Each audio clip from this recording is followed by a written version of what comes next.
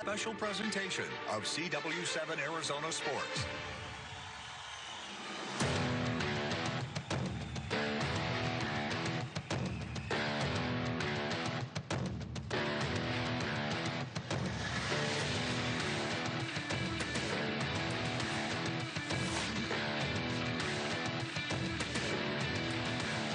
Welcome to the Fiesta Bowl High School Football Showdown pregame show.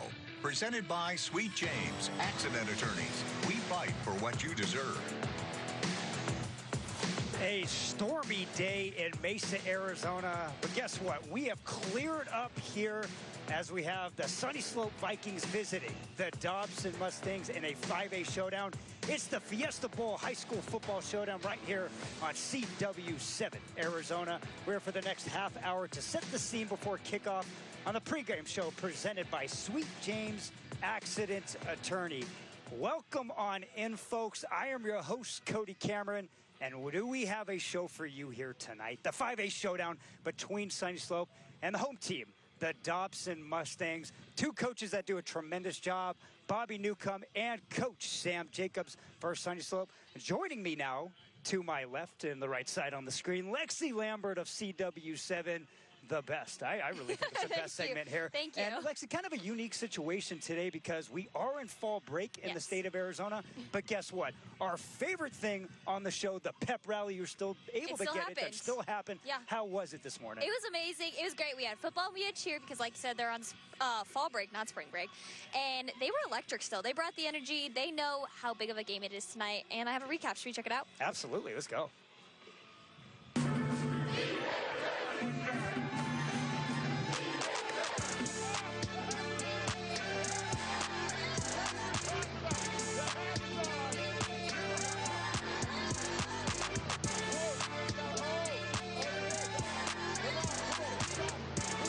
We've been really strong. These kids have been working really, really hard. They look forward to competing every week.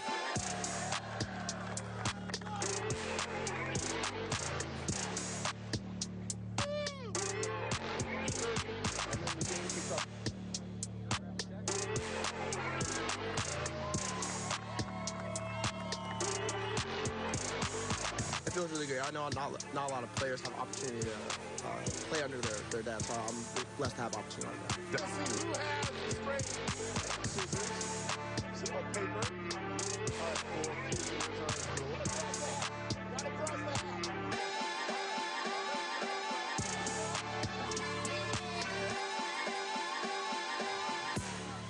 Well, how about that, Lexi? We had push-ups, protein, tug-of-war. It sounds like my type of pep rally. Yeah. Great job, as always. Coming up next, we have the broadcasters of this football game here to preview this 5A matchup. All in that more coming up next on CW Arizona. The Fiesta Bowl High School Football Showdown pregame show on CW7 Arizona is presented by Sweet James Accident Attorneys. We fight to get what you deserve. Welcome back to this 5A showdown between Dobson and Sunnyslope. Now, how about these two guys, the broadcasters for tonight's game, play-by-play Devin Henry, color analyst Dale Hellestray.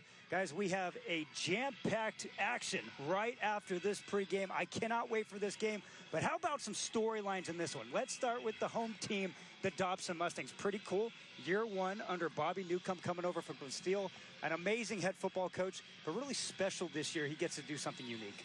He gets to do something unique, but maybe the coolest thing is that it's not the first time. Head coach Bobby Newcomb here, first year with Dobson, gets to have his son, Micah Newcomb, first of all, just a two-way star. This is his third son that he is coaching at the high school level. He's 2 for 2 in D1 athletes, but how cool to be able to have your own kid come onto the gridiron with you and get to watch that year after year. It's really an amazing story, Dale. You had Isaiah Newcomb, you had J.J. Newcomb, one going to UCLA, the other one going to Oklahoma, another one here for Dobson. I've always wondered, how does that work? When do you turn it off? When do you turn it on? At the dinner table, are you talking about practice? Are you talking about the game? It's fascinating how coaches and sons work that out, though most of them, the majority of them, have great experience. Absolutely, and it's a really good feel-good story. Dale, I'm going to stick it with you here. When you look at Sunnyslope, one of the coolest things when you look at the recruiting scene in the state of Arizona, Luke Moga, a former Sunnyslope quarterback, broke the mold of, hey, you don't have to go to a Chandler, a Hamilton or Bash to get recruited. Coming out of Sunnyslope High School, he got that D1 offer from University of Oregon, and he lit it up. How cool is that to see? And it really shows the state of Arizona is so talented throughout everybody. It's one of those things where I try and preach to everybody. If you're good enough, they will find you. Go to the high school in your neighborhood with your buddies and enjoy the experience. I also want to point out tonight, this weather, this is fat man's weather as we're looking at the quarterback. He's not a fat guy, but tonight you could go all night long as a lineman. And Devin, going to you here, Moga didn't stop when he went to University of Oregon. He's really been a mentor and a leader for the current Sunnyslope football players. And that's what you love to see. Royce Vanacore took over this program as a sophomore. And you had Moga going on Twitter and saying, hey, this kid right here, he's more well-rounded than I ever was as a sophomore. He comes back over summer this past year and says, hey, let's keep building you up. Let's keep the tunnel here in Sunnyslope continuing to feed more and more into the next level. And right here, Vanacore, he's someone who has a lot of athleticism, and he's slinging that ball really, really well this year, guys. And how about this? We get to stay on the recruiting topic when we come into the next segment. I love this pregame. I'm usually sitting where Dale is in the booth here. I get to be hosting this, and we get to talk all types of Arizona high school football coming up. But I love what Moga's done. I absolutely love when the alums come back to the state of Arizona and act as mentors. Stay tuned here on CW7 Arizona. The Fiesta Bowl High School Football Showdown pregame show on CW7 Arizona is presented by Sweet James Accident Attorneys. We fight to get what you deserve. We're already over halfway point of the Arizona high school football season. And what does that mean? It means we are in a recruiting hotbed in the state of Arizona. Many college coaches are down here recruiting in person and dishing out offers to our local talent in the great state of Arizona. Here is a package from myself and Sports 360 AZ's Sam Valenti, spotlighting 4 local class of 2027 players and seeing how their recruiting is picked up right now this fall.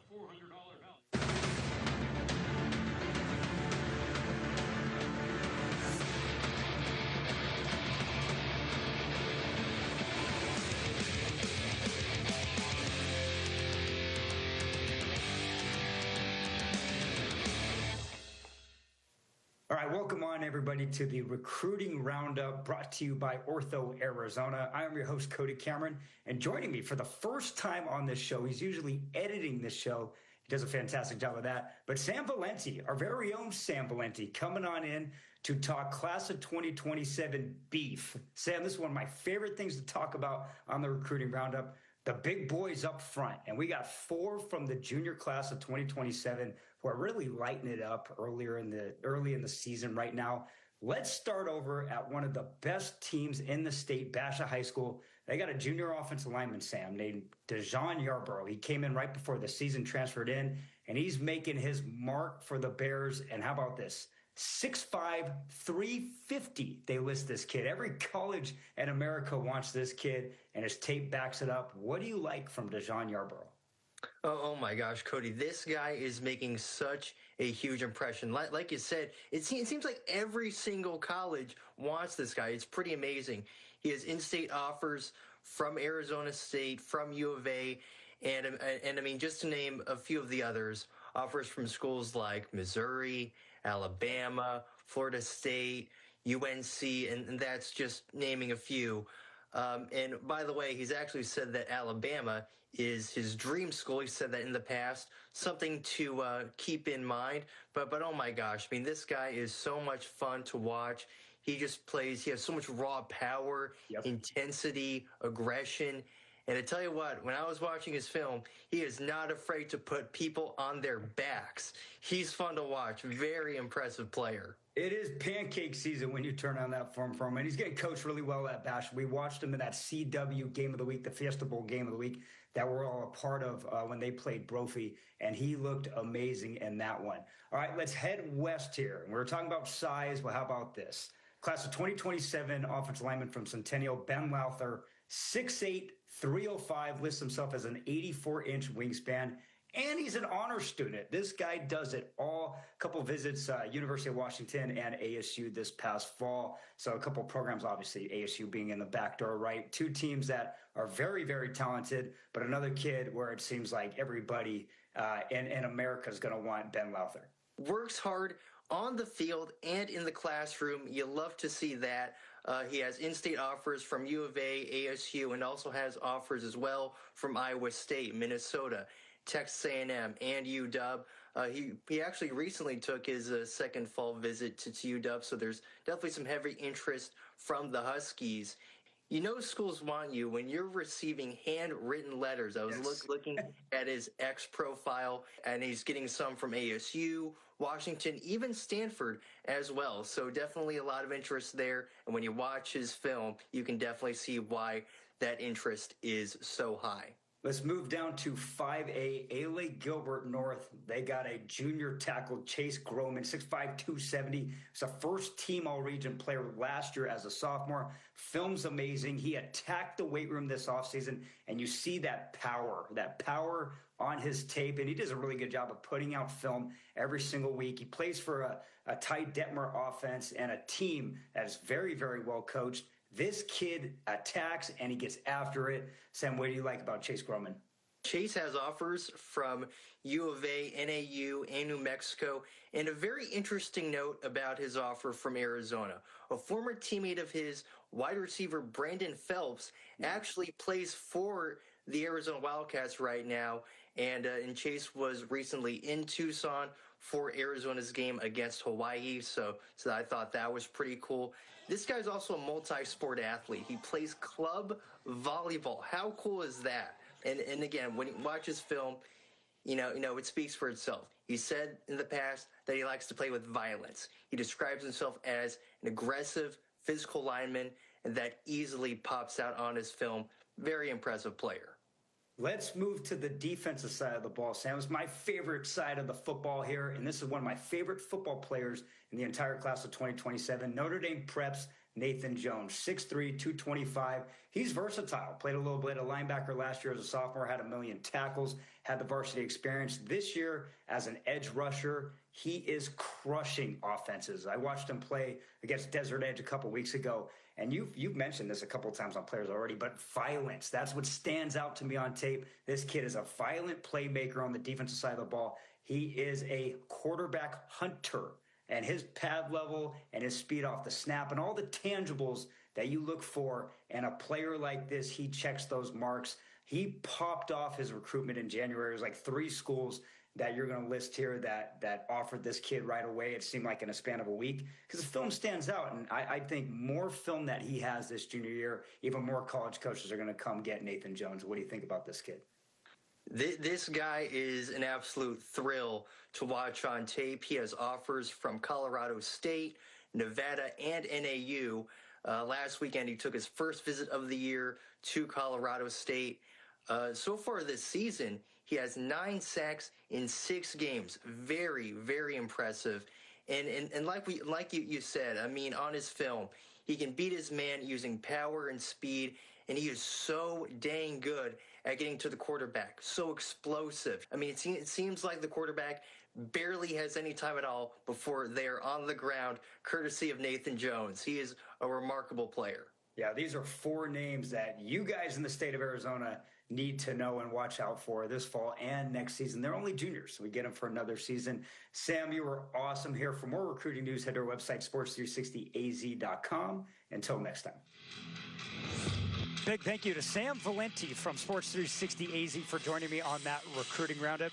Stay tuned right here, folks, on CW7 Arizona. Fiesta Sports Foundation kickoff right around the corner.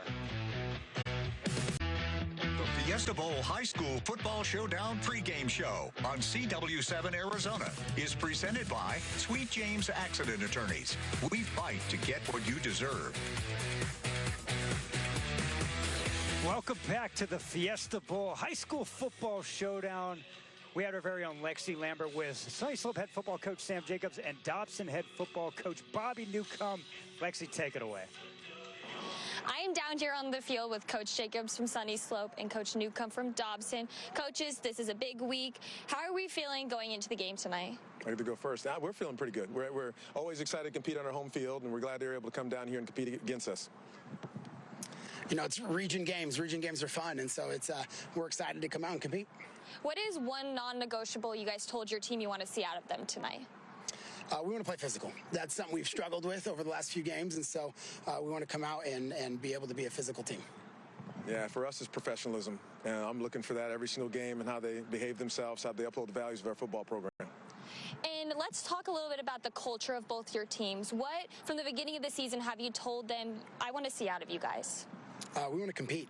And, you know, coming into the season, we got a lot of seniors, and so we thought that was going to be an option. So we just got to see how we compete.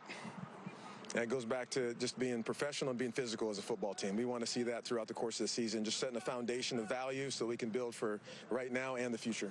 Perfect. Thank you. Best of luck, coaches. And like I said, shake hands. Right, Coach. Thank you.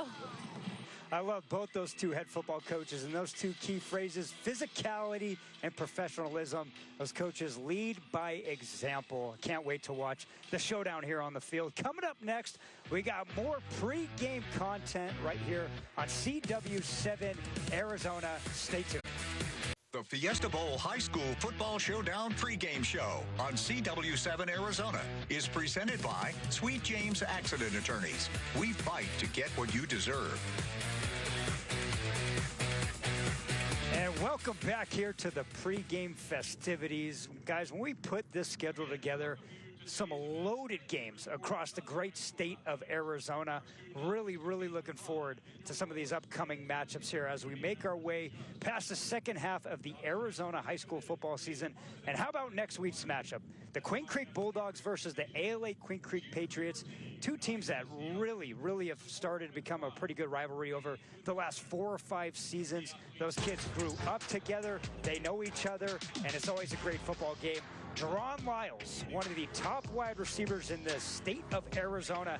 He has lit it up this football season. He really looks like one of the best receivers in all of the 6A conference. He highlights a Bulldogs offense that can score at any time. Look at him blow off the top of the secondary right there on that play, going for a 99-yard touchdown reception in one of the Queen Creek games. Head football coach Travis Sherman has that Bulldogs team rolling currently right now. And then ALA Queen Creek, the Patriots, kind of started off just a little bit slow, but they did have the toughest non-region schedule in the entire state. But their senior star running back, Bobby Nesbitt, he is a workhorse for that Patriots offense. It's a Patriots offense that has a very talented offensive line led by their senior center, McKay Jensen. He works to the second level, pins linebackers, and does a great job seal blocking. Bobby Nesbitt is a great combination of speed and vision. 1-2 cut, and he can burst out and take it to the house at any time going. This Queen Creek and ALA Queen Creek matchup is going to be packed. There's going to be fireworks. It is at ALA Queen Creek. They always play an amazing host to their home games. And like I said, this is a rivalry in the state of Arizona that is amazing. And how about we take a look at some other games across the state of Arizona here as we make our way past the second half mark. Here's a huge one. Two of the top teams in the state of Arizona, Centennial versus Liberty. Powerhouses, not just in the West Valley, but in the state of Arizona. Headed to 4A, Buckeye Union versus Yunker. 5A, Horizon versus Cactus Shadows. That's a monster game. Horizon looking to bounce back after a tough overtime loss against Notre Dame Prep Saints. Chandler Perry, a Chandler Unified School District Region matchup. Two coaches, Ty Wisdom and head football coach Joe Ortiz at Perry that do a fantastic job. And then in 4A, Arcadia versus Mesquite. I love this matchup here because Mesquite's coming off a major victory over Eastmark last week, and Arcadia just blanked Combs High School last week as well. Arcadia jumped to a 37-0 lead midway through the second quarter. That highlights the 4A conference, and I know those are scores that we're all going to be looking forward to here in the state of Arizona. I know I'm going to be looking forward to this kickoff here coming up next on CW7 Arizona. It's the Fiesta Sports Foundation Fiesta Bowl High School Football Kickoff here on Thursday Night Football. The weather has subsided. The weather's going to be amazing. The coin toss and the Yellow Jackets are out there. And how about that? I believe that is Sol, the Fiesta Bowl mascot, also present for the kickoff. Stay right here on CW7 Arizona. Blustery autumn evening in Mesa. The temperature drops, but the heat is on for a 5A Central Valley region matchup. Welcome into the Fiesta Bowl High School Football Showdown as the two-way star Micah Newcomb and the 2-4 Dobson Mustangs invite junior gunslinger Royce Vanacore and the 4-2 Sunnyslope Vikings south on the Guadalupe Road, live on CW7 Arizona. Welcome on into the Santan 4 broadcast booth. Glad to have you along for the ride tonight on CW7 Arizona. Devin Henry alongside the 3-bowl Super Bowl champion Dale Hellestray as we get ready for a great matchup tonight featuring a pair of teams both in growth mode. Dobson looking to really build that foundation against Sunnyslope, looking to get back to the playoffs. And they'll be behind this quarterback right here, Royce Vanacore. Yeah, you talk about the high praise of guys that have come before him, and I'm excited to see him. Not been able to see Sunnyslope play this year. He's a junior. Watch him grow throughout this year and then go next year. And then you see the size, 6'2", 185 pounds. Next year, maybe grow another inch and see what he becomes. And on Dobson, it's a leader on the field, in the classroom, in the lunchroom, everywhere he goes. Micah Newcomb, he can do it anywhere on the field, but also a great leader for this program as well. Another one of those juniors. And again, when you come into a program, his dad, the head coach, trying to rebuild this Dobson program. They got kids. They got a lot of people coming to this school. Now it's getting it to be fruitful on the football field. Coin toss coming up here from the Fiesta Bowl High School Football Showdown. A pleasure to have you here on CW7 Arizona. Down here on the field with Rami, who is from the Fiesta Sports Foundation. You are an alumni here at Dobson. What does it mean to be able to come back here as a Yellow Jacket with the foundation that's helping put this whole night on? It's amazing. It's come full circle. I mean, to be a part of an organization that's all about youth, sports, education, and to come back to a place where I experienced all those things in my youth and be able to be a part of all this is really just a blessing. It's been a lot of fun. And for those that don't know, what does the Fiesta Sports Foundation do? So we raise money through our various events, obviously the Fiesta Bowl game, the Rape Bowl, and we have other events we put on. And we take the money we raise there and we put it back out into community, and we put it back to youth sports education and try to just build up the community around us. Perfect. Well, thank you so much. Go and have fun with the coin toss. Back to you guys in the booth. Thank you, Lexi. We look forward to see who gets the flip here. The Fiesta Bowl High School Football Showdown coin toss is brought to you by the U.S. Army. Be all you can be. Both sets of captains out there on the football field right now. Take care of your teams, all right? It's your home team. We're going to the visitors call the coin toss, right? Randy's going to do a coin toss for you. I'm going to show you what it is. Heads, tails, tails, heads. What's your call? Heads. Heads is his call. Go ahead, Randy. Let's go, Randy. Heads is the call. Come on, Randy. Let's go, Randy. We want the ball, baby. Let's go, Randy. Randy, I like that. You want to kick that way? Randy. I like that, Randy. Well, Randy, I think, is the favorite Sunnyslope Viking on the field right now. Sunnyslope wants the ball, and we'll look at our keys to the game. And I think the biggest thing for Sunnyslope is just keeping the ball how they've been playing it. So far, so good. It's been interesting because they are going to receive. Take the ball. They won the coin toss. So many people defer. You see the keys to the game here. Obviously, most teams say you got to stop the run, but you want to get the offense settled in early, that first quarter, and then dominate special teams. Again, if you're midway through the season, we've seen that rear its ugly head on all levels of football as far as Dobson. You want to get the ball to Micah. That's obviously their number one goal. Minimize those penalties because those will set you back. You get behind the chains. Always tough to get first downs. And then play a full 48 minutes. So important. And again, part of that building process. And that's what Coach Bobby Newcomb in his first year here at Dobson has really been praising for this program is, number one, we want to work on professionalism. Number two, we want to work on the classroom. When it actually comes to the on-field products, we need to minimize those flags and not be shooting yourself in the foot. And all that kind of goes into the discipline of the players and the program. And usually when a new coach comes in and he's trying to get, his philosophy through to the program, there are growing pains. There's some kids who don't like it that way. There's some kids who rebel. It takes a year or two to get the kind of kids and get them falling into the off-season program and all those things that are so important for a football program. The transfer is set to kick it off. Mason Frawley set to welcome it for the Sunnyslope Vikings, Patrick Ross and Connor Woodward.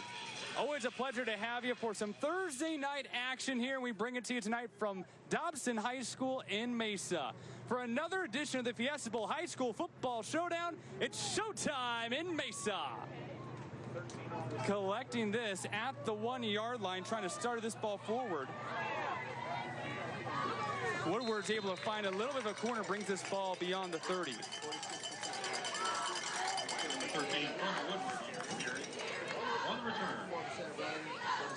Here's your Sanderson Ford starting offense for the Vikings. This is Sanderson Ford country. I'm going to be keeping a close eye on both offensive lines. Saw them warm up. It's going to be interesting to see how they match up against each other. Dobson has some size, and it looks like Sunnyslope has some athleticism up front. For the Vikings, Royce Vanacore, your starting quarterback. Kelton Rogers behind him, the running back. Ryder Sharon, Cameron Holiva, Carter Woodward, Everest Talkington, your starting receivers. They'll try to start going to him early. Hayden Slavin, Joseph Gillespie, Tennessee Usher, Jacob Geschwinter, Jude Jacobs. That's starting offensive lineman for the Vikings. See the Dobson defense there. Obviously, real quick, easy pass for your quarterback. Get him in rhythm. You pick up 8 yards. Now it's 2nd and 2, and the entire playbook is open. 2nd down, 3 yards to go. A shot over the middle for a first down. A beautiful stop, but nonetheless, the damage is done on a missile directly to the number of Oliva. Really, really nice job reaching back, catching this football in a slant route. You know there's a safety lurking in there somewhere. Comes up and makes a strong tackle. Vanacore hands it off for the first time tonight, battling his way forward, and that's going to be almost a first down for Kelton Rogers, coming off a 106-yard rushing game against Ironwood and a hat trick in that ball game. 5'9", 190 pounds. Again, one of those juniors that you just see popping up all over the state of Arizona that are really, really contributing at the varsity level.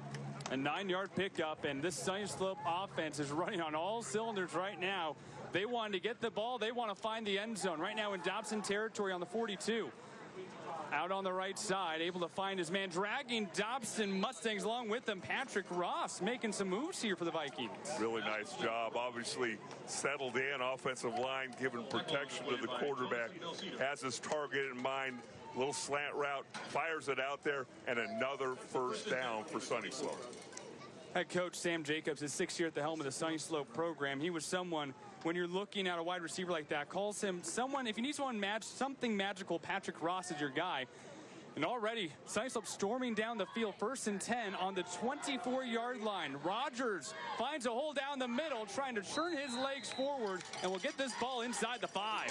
Really nice block by Joseph Gillespie, 5'11", 285 pounds, number 53.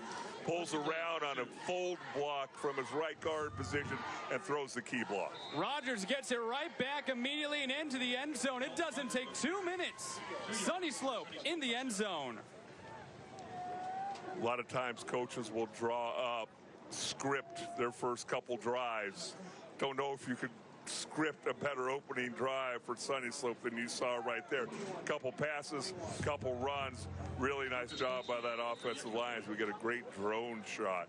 One of the best shots in the valley from the drone here. Love the look from the Sports 360 AZ drone cam. Now the extra point attempt from Lucas Goldstein. 27 for 29 on the season. The extra point is up, and the extra point is smooth as butter, just like that opening drive from the Sunnyslope Vikings. Touchdown number 10 on the year for Kelton Rogers.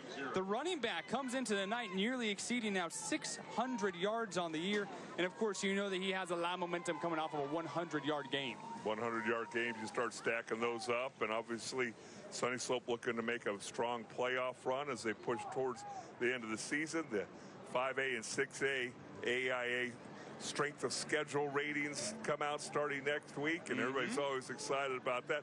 It's crazy because I've coached the 2A level for a long, long time, and every week, every first week they come out, there is always all this talk. Oh, I can't believe we're third. I can't believe we're second. Things like that. So it'll be interesting to see how things open up 5 and 6A next week. These are two teams who are trying to kind of shake off a bit of a dry time. While Sunnyslope has been going to the postseason quite a bit, missed last year, but for that program over at Sunnyslope, it's been a long time since they've seen a postseason appearance. 2015 since they won a postseason game. As for Dobson, last time that they won a postseason game, that was 1994 in the 5A conference. Quickly booed away, Reed Mitchell puts this one about 3 yards shy of the goal line, and it will be returned. Cutting right. Dorian Winston trying to battle through a pack of Vikings. Can't get the ball, though, beyond the 20. Dorian Winston on the return.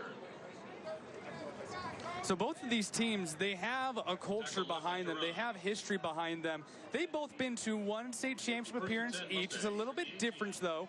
Sunnyslope was the 1970 runner-up. Dobson won the 3A title, D1 title back in 1987. But as I said, it's been over 30 years combined since either of these two teams have won a postseason game. And again, so when you're trying to build a program, those really don't come into play for these young men who weren't even a thought in their parents' minds Where was their dads? when these teams were playing in the playoffs. So there's some of that culture here. There's some of that belief in football. But granted, it's 40, 50 years old in some cases. So how do you build on some of that foundation? How do you move programs forward? That's exactly what Coach Newcomb is doing over at Dobson. That's what Coach Jacobs is trying to continue to build here at Sunnyslope as well. So starting things off here for the Mustangs, Preston Brunsvold. Senior quarterback, 7 touchdown passes this year, 1 interception, starts things off on his own 19-yard line. Quick screen over, almost tripped up. Able to pick up a handful of yards. That there, Kymir Tyler. Pass complete to number 9, Kymir Tyler. Take a look at your Sanderson Ford starting lineup, starting offense. As you see the Dobson offense, almost the exact same play that Sunnyslope ran for their opening play. Want to get your left-handed quarterback in rhythm. Nice little throw. You pick up 4 or 5 yards, and you're off to the races. Second down, 6 yards to go here for the Dobson offense. First call, nope, going to pull back from Newcomb here. Brunsvold trying to move forward, but stopped by a pair of giant defensive linemen for the Sunnyslope Vikings. First one there was number 7, Joseph Lee, finished off by 7'7", Jude Jacobs. And you see the Sunnyslope defense there, and obviously a bunch of guys. Not sure, I think that's the Dobson defense, but because when you're talking about Micah Newcomb, you know he's going to be on the field, number 3 for Dobson all night long. Two-way players, strong athlete, both in the weight room, on the field, in the classroom. On play action, Brunsvold looking for some movement, able to get this ball off the sideline. That'll be a first down and a beautiful missile for Dorian Winston. Really like the idea of rolling your left-handed quarterback out to the left. Good protection for the most part. Good coverage downfield. You buy a little extra time, as Brunsvold did there, and you sit down. You're open. Don't run around. Winston catches the pass, picks up the first down. And after such a seamless Sunnyslope opening drive, this is exactly what you're looking for Dobson High School in this case. Moving the ball really well. Fresh set of downs on their own 35. Brunsvold will keep it. Tracked down, breaks away from one tackle, and shoved out of bounds by Patrick Ross. Brunsvold on the carry. Forced out by Ross. Ross, another one of the two-way players that we're going to see a lot of tonight. On both sides, they have about 1 or 2 starter caliber players on both sides of the football. Wasn't sure if that was a botched play or not. I don't think that you're going to want Brunsvold with the ball out and stand in the backfield, allow those white jerseys to converge on him. 2nd and 12 here on the 33 for Brunsvold.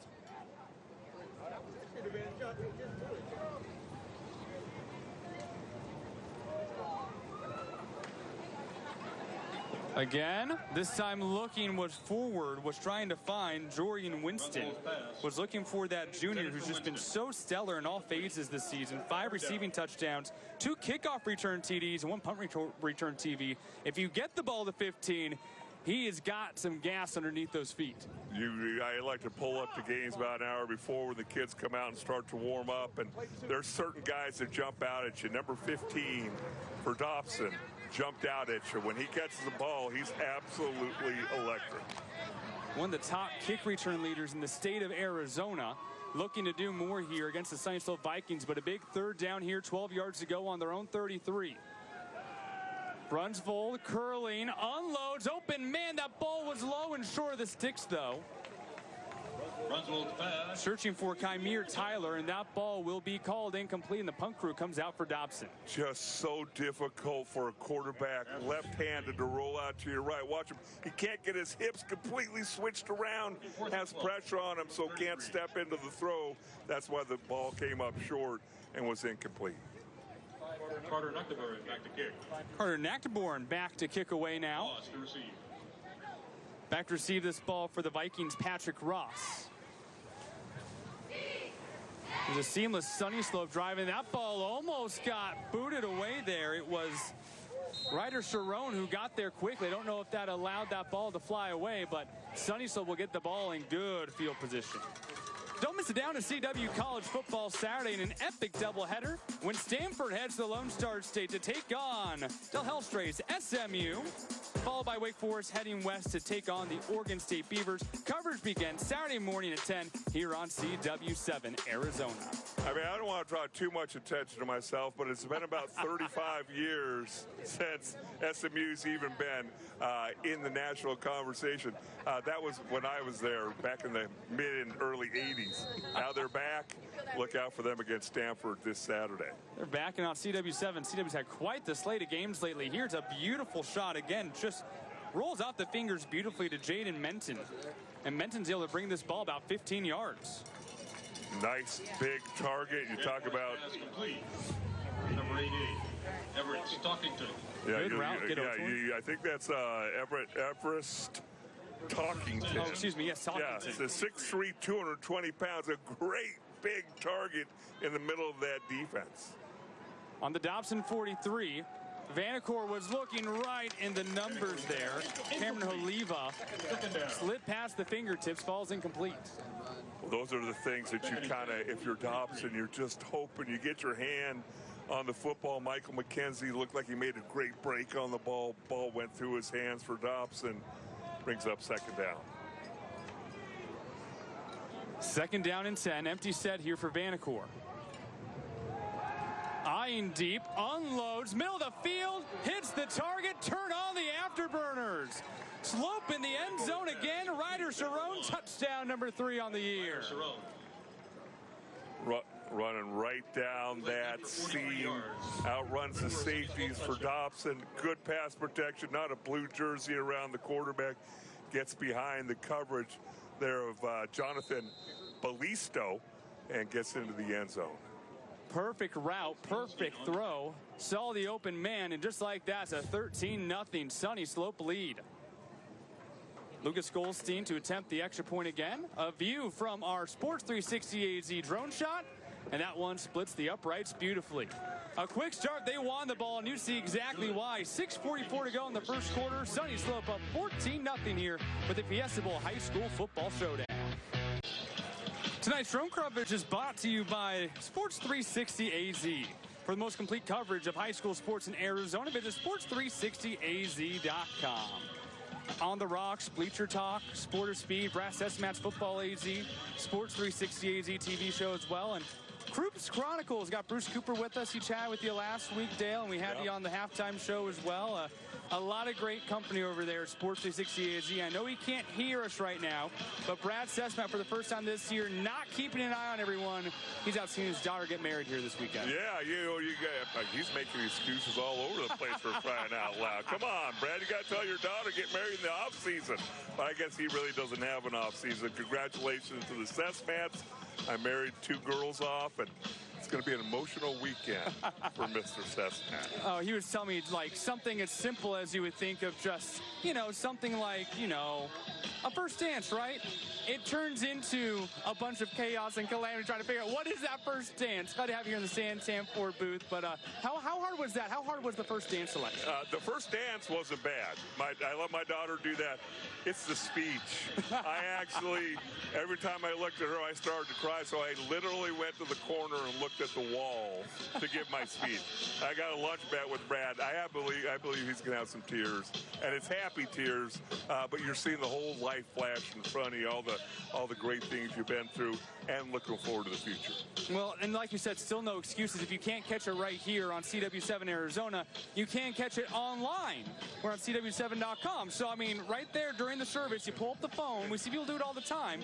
Do it here for the Fiesta Bowl High School Football Showdown, too. When you're the dad and you're up front, you probably aren't going to do that. But, hey, it's going to be a fantastic weekend, and enjoy every minute of it. I'm so glad to have a fearless leader there with us. at Sports 360 AZ and a gorgeous drone shot all year long. Well, Sunnyslope has brought out the flamethrowers to kick off quarter number 1. If you're questioning why they won the ball so bad, you can see why. This offense on all cylinders right now. Dorian Winston back to receive this kickoff. Kickoff number 2 of the ball game so far already for the Sunnyslope Vikings is Reed Mitchell, who scored that 53-yard game-winning field goal against Notre Dame Prep earlier this year. We'll talk more about that, but he has a boot.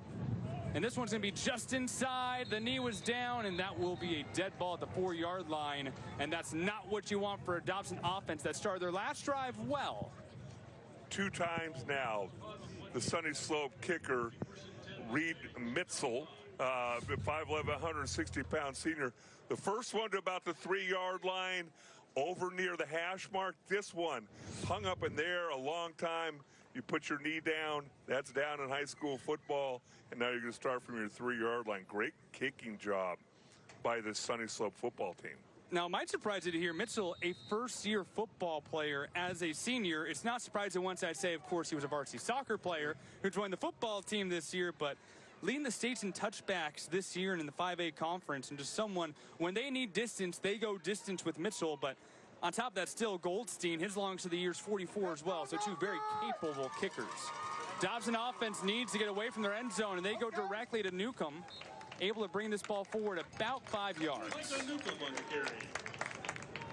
And that's always good. I mean, he gained 6 yards on that. Everybody in the stands and everybody on the field know you're going to run the football. And offensive line fired off the football. Newcomb got right in behind them, churned his legs. Now it's 2nd down and 3, and you got a little breathing room for your offense.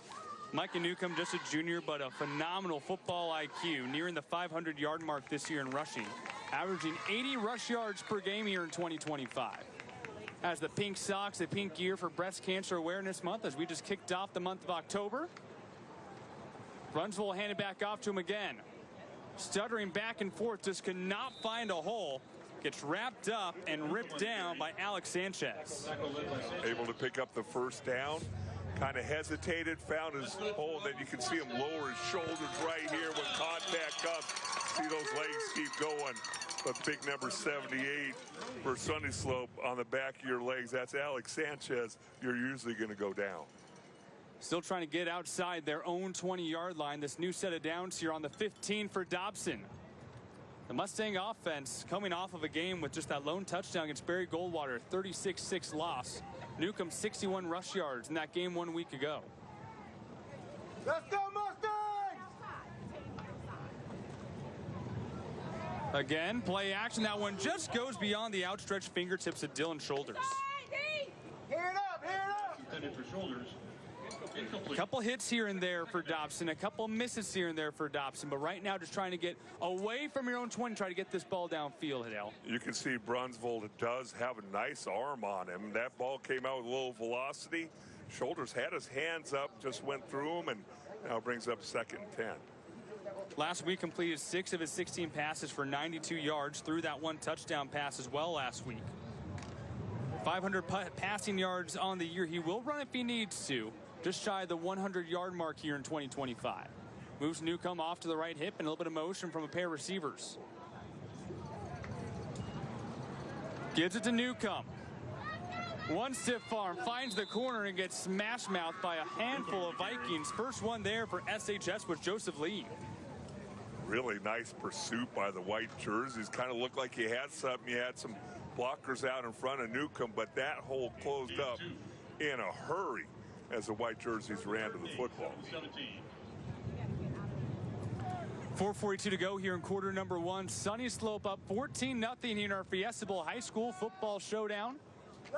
Definitely taking their time on offense here, but if you're going to take your time, might as well do it early. Try to get in the end zone, try to close up this 14-point gap. Brunsvold, eyes right. Almost got slapped, completed for a 1st down, backing up for more. And a good bit of backwards running there by Kymir Tyler.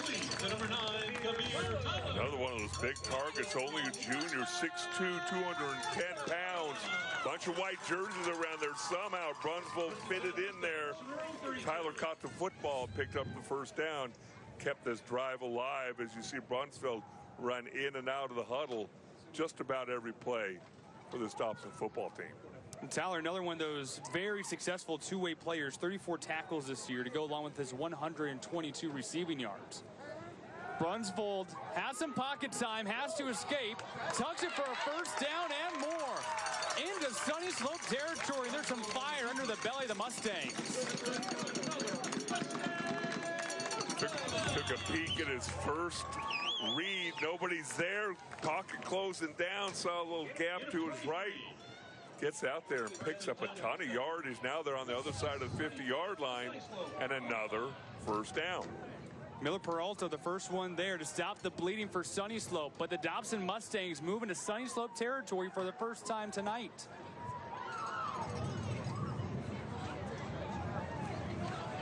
New set downs on the 45 at Dobson. 3:14 to go in quarter one. Finds Newcomb. Turning the legs down the middle. Pickup of about 5 here for Dobson. And the energy momentum starting to move forward here for DHS. Nice job by the interior of that offensive line for Dobson, doing a nice job coming off the football. You see 65, Alex Torres out there. He's only a sophomore, 5'10", 255 pounds from his guard position, leading the charge. They keep coming off the football and moving the Sunnyslope defenders out of the hole. A very youthful Dobson team. When Coach Newcomb took over, only about a dozen returners and was building up this program. There's a lot of youth in that locker room. There's the screen pass to Tyler, working his way left, picks up another 2 yards. Still 5 more to go here for the Mustangs to the marker. Still picked up some positive yards. Watch the block out here by Newcomb. Doing a nice job staying on his guy. Got away with a little bit of a tug there. Almost broke that loose for another first down. That's what you call a four-way player. Offense, defense, special teams, and blocking. Yes, it is. Newcomb does just about everything for this team, and his father and head coach Bobby Newcomb continue to rave about whether it's at the lunch table helping everyone learn the playbook, whether it's after school in study hall, someone who's just helping out all of his teammates all the time. Gets the call here, rips away from one tackle attempt, and is only able to really get back to the original line of scrimmage. Big body coming out in there. Joseph Gillespie puts him out of bounds. Nice open field tackle by Gillespie. Kind of grabs on there. Almost looked like a face mask or a horse collar, but held on long enough for the troops to come over and help him out. A Viking player down the field right now. Coaching staff, or training staff, excuse me, will come take a look at him. 1:37 to go and Sunnyslope up 14-0. But this far and away Dobson's best drive of the ball game. Probably going to come to a close here on the 40 though, and probably going to have to punt it away. I'd be fired if I was a head coach all the time, because I would say 4th and 5. Let's go for it. We're down by 14. You need something to light up this offense and light up the team, but it's a little bit too early to go for that, Dale. And I would say, you know what? Sitting up here, yeah, the pressure of everything is not on you. I would be shocked if they don't go for it here. You're on the 40-yard line. Who knows what's going to happen if you punt the ball away. Give yourself a chance to pick up a first down. You got a nice drive here. You're down 2 touchdowns near the end of the first quarter. I wouldn't be surprised to see Coach Newcomb keep the offense out there. Look for a hard count. See if you can't draw Sunnyslope offside. And then maybe actually run a play. That's Miller Peralta there being helped to the sideline by the training staff. The Sunnyslope defense coming off of a beautiful game 1 week ago when they took on the Ironwood Eagles, held quarterbacks to 4 for 21 passing, 84 yards, 1 touchdown, 3 interceptions 1 week ago. There was one 56-yard pass. Besides that, though, the other 3 passes that were complete combined for 28 yards. Going forward on 4th and 5, a pump fake, finds grass, and looks like might come up a yard short. The Vikings jump in. The first one there, Anthony Teron, makes the big stop. Alongside him, though, was Carson Churchman. He went into that slide, and some Dobson fans calling for helmet-to-helmet contact. Looked like that's big number 51 for Sunnyslope. Came over, made the tackle as Brunsvold went into a slide. That's Carson Churchman. Sunnyslope takes over. Lexi, what do you have going on downstairs? Yes, guys, I am down here. You can see Cheer is down here bringing the spirit. And I'm here with Izzy. I'm going to interrupt her from her cheer. She's a sophomore. So in addition to cheering, you guys also do stuff for the boys. Can you tell me a little bit about that? Yeah, so we decorate the boys' locker room every home game. We do a thing called Hallway X where we cheer in the hallways. We make baskets for senior night. We paint them posters, stuff like that. That's awesome. Okay, and all night long, I'm going to be learning different cheers. So we're going to take on my first one. If you guys are paying attention, I'm going to hand my mic off quickly. Okay.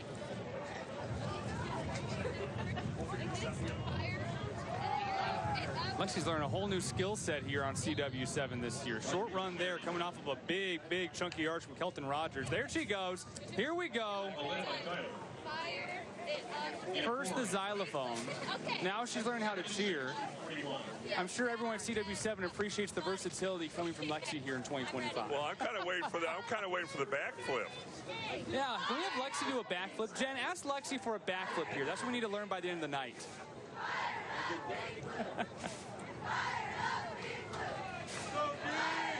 Second down, 6 yards to go. Flag comes out on the play. So next up, Lexi, can you do the xylophone and cheer at the same time? Okay, I'll practice. I'm going to practice more later, guys. Don't worry. All right, we'll have a backflip by quarter four then. It'll be better. Got it. Backflip by quarter four. That's the goal. Now move back the Vikings there on the false start. Second down, 11 yards to go. There's a handful of things that Coach Newcomb, a national champion at Nebraska, for a year a player for the Arizona Cardinals, trying to bring culture to this Dobson locker room. Rogers again on the run, shooting down the middle, moving defenders left and right, breaks away, finds the sideline, gets a block, touchdown Slope. Kelton Rogers takes it to the house from 47 yards out, but a flag on the field. Looks like that's right in the area of holding. Penalty marker on the play. And that will come back. It would have been the second touchdown run of the night for Kelton Rogers. But Coach Newcomb is bringing a different culture here when it comes to, one, him and his wife just trying to completely rebuild, redefine the locker room, bringing yoga into the equation. These athletes are now doing yoga almost week in, week out, and doing more and more and more, whether it's the academics in the classroom, whether it's being more intentional and more focused in the film room. And of course, as we talked about, trying to reduce those penalties, making sure that assignment's a 100% assignment turn-in rate.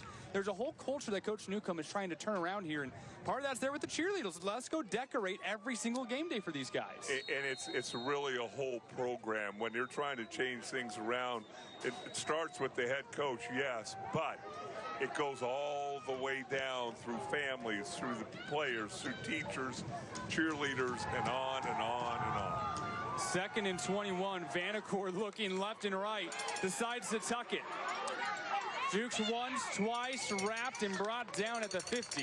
It looked like the final blow there came from Dylan Shoulders, another one of those great two-way players for Dobson. Great coverage downfield, nowhere to go with the football. Looks like this is going to end up being a third long as the quarter comes to an end. That will do for quarter number one. Dobson trying to find a little bit of momentum, but it's been all Sunnyslope Vikings so far.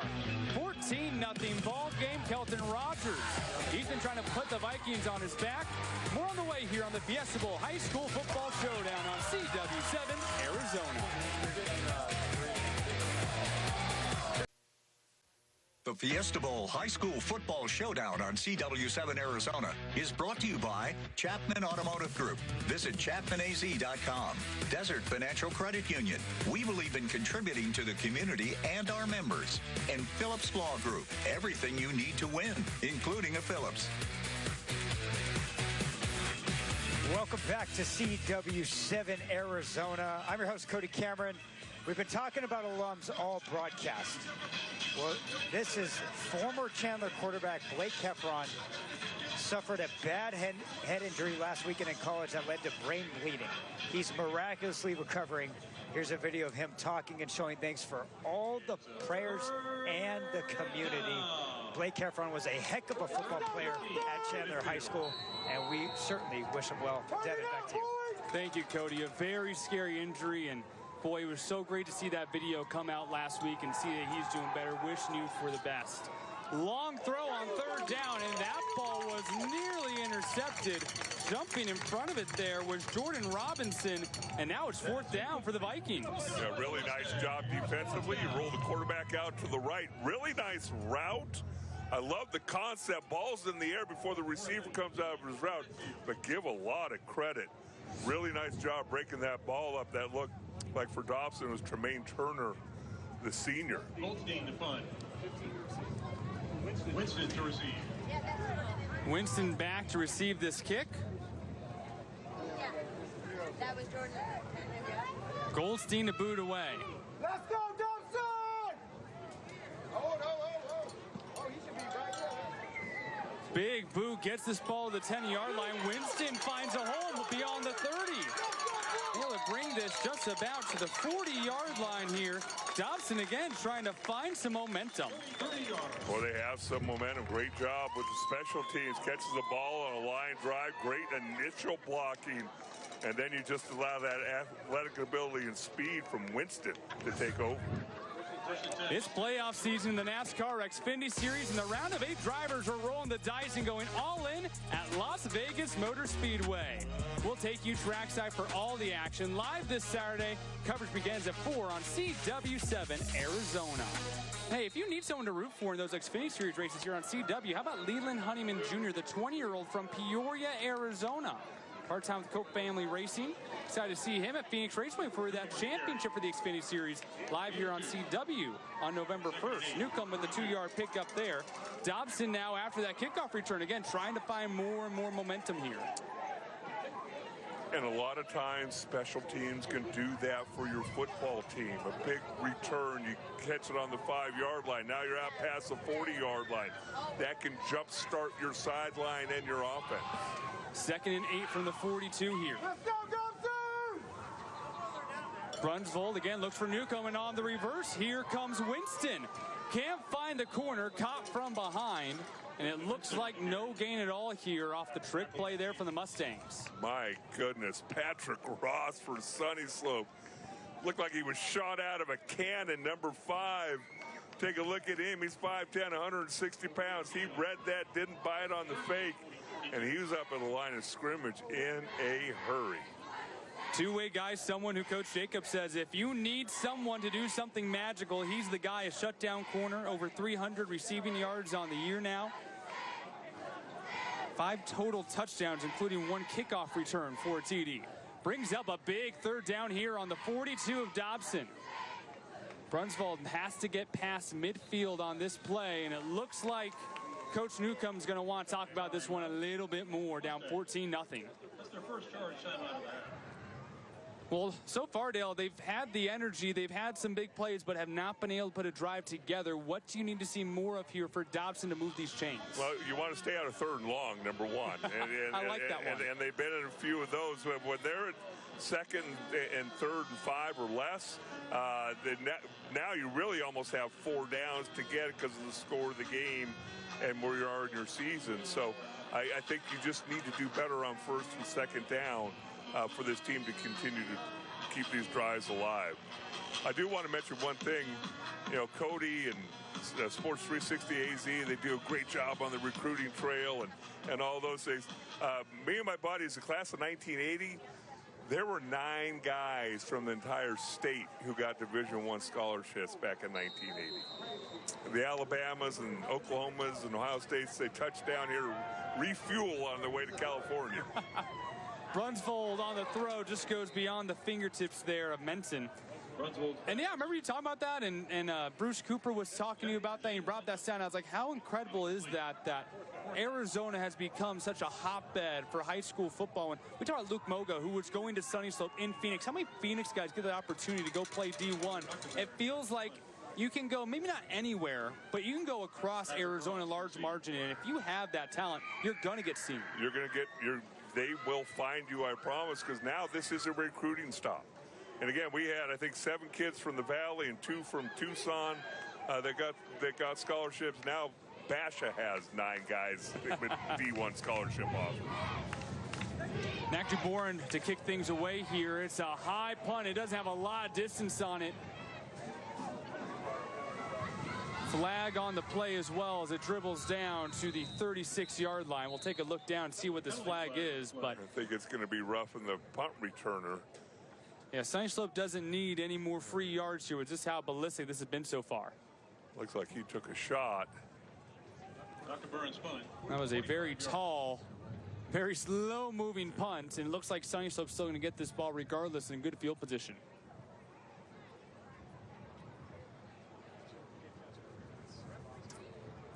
Kick catch interference. Mustangs. So a kick catch interference. She'll take a look back here and see what happened. Here comes Ross into the play, and a few blue jerseys in the way. Yeah, you see number 23 right there. The ball's nowhere around him. That's Jordan Robinson. And I would not be surprised unless Dobson finds a way to shore up their punt protection team that Sunnyslope doesn't block a punt at some point during this ball game. Well, that was one of the keys of the game, is dominating special teams. They have two great kickers who can score, but on top of that, a lot of return touchdowns as well. Rogers gets the call here, turns forward, picks up about 5. Second down on the way at the 44 of Dobson. Really nice job on running the zone read for Sunnyslope. He put so much pressure on that defensive end, and pretty easy play to run. You just watch him, and defensive end steps down. The quarterback will keep it. He steps out. He hands it off. 2nd and 5 now on the 44. Vanacore looks back to the sideline. And the junior quarterback set to move ahead. Eyes left, one pump. Looks deep on the curl, running out of time. Flag flies in from behind and will move forward for a first down, dropping the shoulder. We'll see where the flag comes in, though, as that came from behind the offense. Which is usually not friendly towards your offensive line. Sunnyslope set to go backwards here on holding instead. So I'll set them back and replay 2nd down. These Vikings have really been able to build a lot of momentum together. They had 7 consecutive years of making the state tournament, even though they hadn't won a game since 2015. But last year they broke that streak. They were ranked 22nd in the 5A conference. And that was the longest streak in program history since 1954. Looking to get back to that state tournament now here in 2025. Taking a look at our aerial coverage from Sports 360 AZ, our Sports 360 AZ drone. The most comprehensive coverage of sports here in Arizona. Visit sports360az.com. Rogers brings that ball all the way back, more than a 15-yard gain. And just like that, Sunnyslope moves the chains again with their run game. Really nice job by the right side of that offensive line. You just see this open up. You seal down. Really good job. And then you've got a really talented running back on your hands when you're talking about Kelton Rogers. And remember, again, only a junior. He's built low to the ground, 5'9", 190 pounds, hard to get leverage on him. A new set downs here on the Dobson 36. 8:26 to go in quarter number 2. Wide open man just shy of the sticks. It's another Sunnyslope first down, this time courtesy of Cameron Holiva. Really nice job by Cameron reading the coverage. Cornerback's playing off coverage. He just turns around at about the 8-yard mark, catches a football, bursts upfield, picks up another first down for the Vikings. Holiva, known as a go-to guy. 4 receptions for 39 yards last week. Those 39 yards converting to 2 touchdowns, averaging 18 yards per catch on the season. Fresh set of downs, and Dobson looks like they might have moved.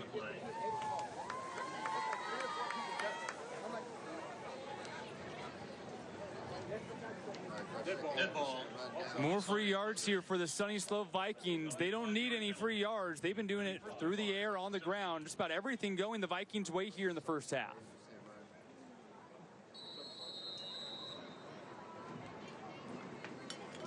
Handoff, Rogers again. Finds a hole, barreling through the Dobson Mustangs and brings this ball inside the 5. Rogers on the carry. Right side of that offensive line, feeling their oats. You run a counter, you're blocking down right guard, right tackle. You pull the left guard, left tackle, kick out, turn up. And great job, another counter.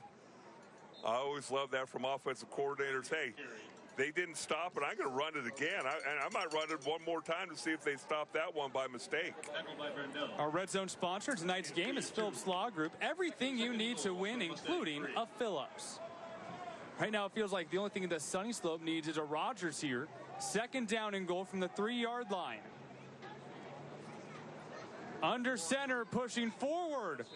Bulldozing into the end zone. Held on by Royce Vanacore. Touchdown, Sunnyslope. Well, they're running kind of the tush push, but they ran it for about the 3.5-yard line, and nobody there in the middle. The interior of that offensive line comes off the football for Sunnyslope. And boy, oh boy, Royce Vanacore looking really, really comfortable out there. And again, one of those juniors just having a fantastic year and a great game tonight. Just his second rushing touchdown of the year so far for Vanacore, and the junior makes it a 20-0 ball game here in quarter number 2. Goldstein with the boot, and through the Sports 360 AZ drone cam makes it a 21-0 game. The NASCAR playoffs are underway. We have the Xfinity Series here on CW7 Arizona, and also I bring you Sport of Speed. This week's episode, the only Mexican-born driver in NASCAR, Daniel Suarez, and much, much more, including the only woman in the Cup Series coming back this week in Las Vegas, Catherine Legge. And how about this? I like to go into high school football. John Giannotto, former player at Catalina Foothills, a 4-year starter at UNLV. He's looking for his second NASCAR championship as the gas man for NASCAR's most popular driver, Chase Elliott. Yeah, well, I've always wondered, how do you find those guys? How do you find the lug nut guy? How do you find the gas guy? How do you find the tire guy? Amazingly enough, it comes from college football. They go and scout college football players, and a lot of guys on pit road are former collegiate athletes. That's unbelievable. Giannotto had a tryout with the Carolina Panthers, and he was told about NASCAR, went and gave it a shot, and he already won the championship here at Phoenix in 2020 with Chase Elliott. Right now he's in the round of 8, has a chance to go back and win another title. Big boot. This one will clear the end zone here for Mitchell, and Dobson will pick things back up here on the 20-yard line. But yeah, it's those athletes, because they do sub 10-second pit stops nowadays, and you need those guys who are going to be able all week long, who know how to prepare, know how to compete. So do they have like tryouts? Like, do they have lug nut tryouts? The guy can change the tire the quickest? Oh yeah. Wow. They have whole combines. They had a Drive for Diversity section that would go and find these guys, and they would do whole combines with a bunch of different college athletes. And there's three different levels of NASCAR in their national series. So you have, I don't know, probably close to 100 pit crew guys who are all working to try to be some of the best in the sport. Another guy looking for a championship, not a football guy, but Dylan Capello in the truck series. He's a crew chief, former Peoria Liberty High School guy. New man behind the center here for the Dobson Mustangs, Jeremiah Jackson. Jackson has only attempted 5 passes so far this year, has not completed any of them. Takes the ball himself this time and picks up about a good 14 yards. Well, and obviously you bring him in. He comes over to the sidelines, a whole new dynamic when you get 33 out there. I mean, when you get 33 out there, you said Jeremiah Jackson, he's a junior, 5'10", 185 pounds, and now Sunnyslope's defense has to change their focus. We've got a runner back there who can hurt us very quickly. 66 rush yards in his only appearance at quarterback. It came as the starter against ALA Gilbert North 2 weeks ago. Now gained the ball again here in quarter number 2 of this game on CW7 Arizona. Trying to turn forward and is able to spin his way forward for a pickup of about 5, but hasn't completed a pass this year, but has been able to move that ball a little bit. And again, another two-way player who's probably seen a lot of minutes here tonight. Well, that's one of those things you prepare as a defense for one quarterback, and then you bring in another quarterback that has a completely different skill set. And sometimes it takes you a drive to try to adjust on the fly. He has Newcomb still in the backfield with him. 2nd down and 5 here on the 39. And he gets met by a big Viking body. Somebody stuffed in the backfield. How about Joseph Gillespie rushing the offensive line and takes down the QB? My goodness, he looked like a bulldozer. He looked like a real Viking. Yeah, I mean, he looked like he's coming down. He's tearing down the house, the line, the running back. My goodness gracious. 5'11", 285 pounds. Another one of those juniors for this Sunnyslope football team. 5:33 to go on a breezy Thursday night. Maybe why we see a little bit more of the run game here for both teams. Well, they are going into the wind. Well, he hasn't been in the end zone yet this year. They're flexing Newcomb out, and there's going to be a timeout here. Coach Bobby Newcomb didn't like something there, but when it comes down to Jeremiah Jackson, hasn't thrown a touchdown, hasn't rushed for a touchdown, but you know he can be lethal for 2-point conversions here in 2025. Glad to have you on the Fiesta Bowl High School Football Showdown. Sunnyslope up on Dobson, 21-0 in quarter 2. We are down here on the field. I am here with one of the student athletic trainers, Andalyn. We've seen injuries happen every game, all the time, and these are the people who make the difference with them. You have taken the class, and now you're volunteering your time. What makes it so special? Probably just learning, getting more experience in like the healthcare, since I want to become a nurse, like just like opening their horizons of more opportunities and like going on field trips, etc. It's just so eye-opening to like see everything. And what are some things you guys do for the players? You guys rap, other things? Yeah. So we have an athletic training room. We like have like ice baths. We have waters, like jugs over here. We tape injuries. We have rehab protocols, stuff like that, like just history evaluations, etc. And what is something you're going to be taking away from this? Because you're a senior and you're going to be going into college. What's one thing you've learned? One thing I've learned is just to expect the unexpected. You look the other way and someone's down on the field and you're just like, oh my goodness. But yeah, so just always keep your eye open. Perfect. Well, thank you so much and best of luck with the rest of the game. Back to you guys up in the booth. And Dell, you need the sports med people. Even on a night like tonight, it's 80 degrees here in Mesa. Humidity's at 65.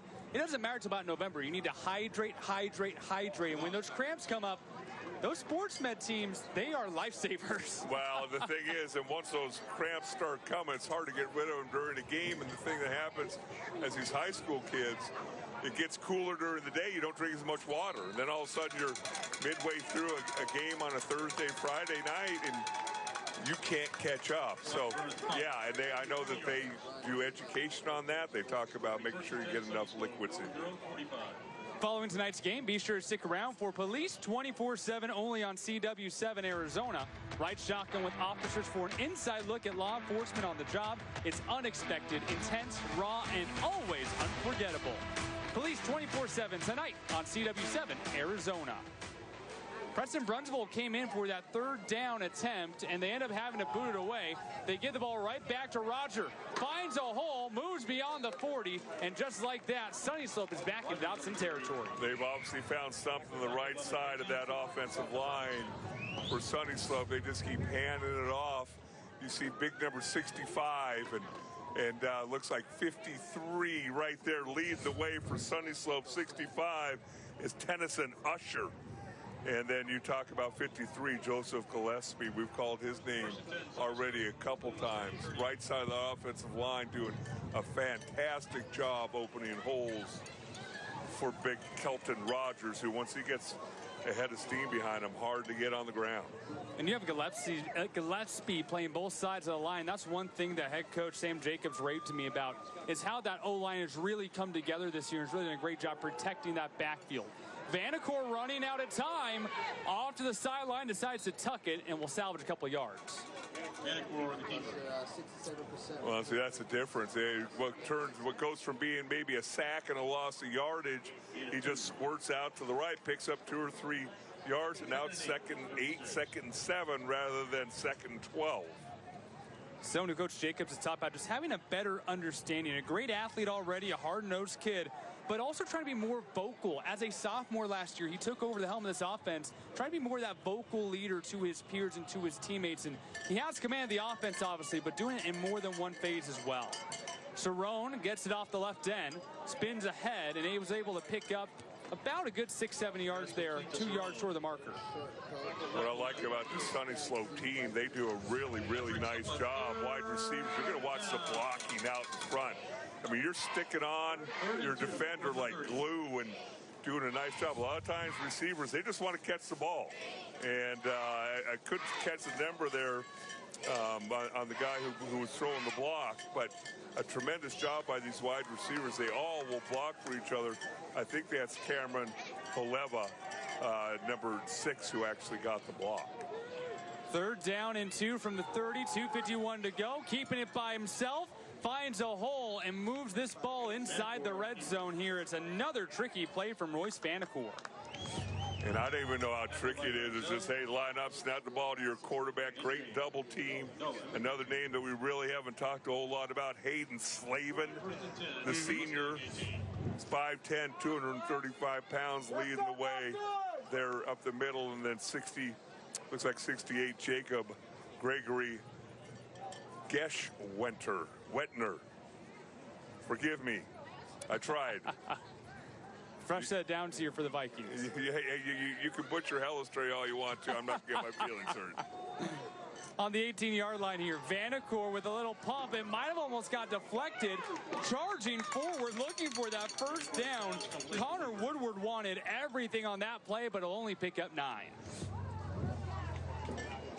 I mean, what a nice job. You see the defender right in front of you. Tyler jumps up and you change the trajectory of the pass. Otherwise, that would have been knocked down right there as it left your hand. How about the adjustment there from Vanacore? He knew exactly what the read was on the sweep. Had not only the patience, but was still able to get a pinpoint pass there. 2nd and 1 now.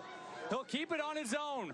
Finding the corner, trying to blow through the defender, but nothing getting by Kyrie Smith that time.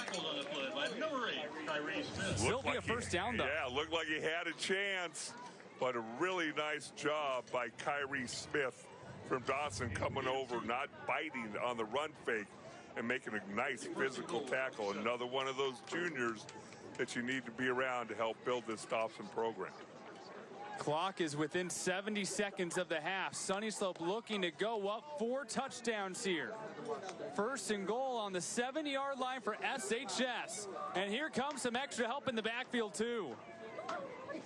Vanacore, Rogers, cut center, diving forward. 2nd TD of the night, and the Sunnyslope Vikings score again. Well, it really helps when you can line up number 88. Everest Talkington.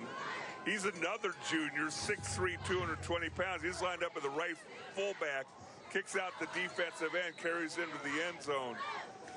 Nice job. That right side of the offensive line have themselves one heck of a game for Sunnyslope here in the first half. Goldstein back for the extra point attempt from our Sports 360 AZ drone cam. Picture perfect extra point, and the Vikings find a 28-0 lead over Dobson here in the opening half of play. 49 seconds left to go, and really the Sunnyslope offense has been on all cylinders all night long. They've really been able to do a nice job keeping Sunnyslope off balance. Obviously, they've found running room to the right, but just at the right times, they'll fake the handoff, throw the ball down the field, just keeping them off balance enough. That's 4 touchdown drives. This is the 3rd all-time meeting between Dobson and Sunnyslope. The first 2 meetings coming the previous 2 years. In both occasions, Sunnyslope has scored 49 and 44. So right now, definitely on track to score over 40 again against these Mustangs and looking for win number 3 in a row.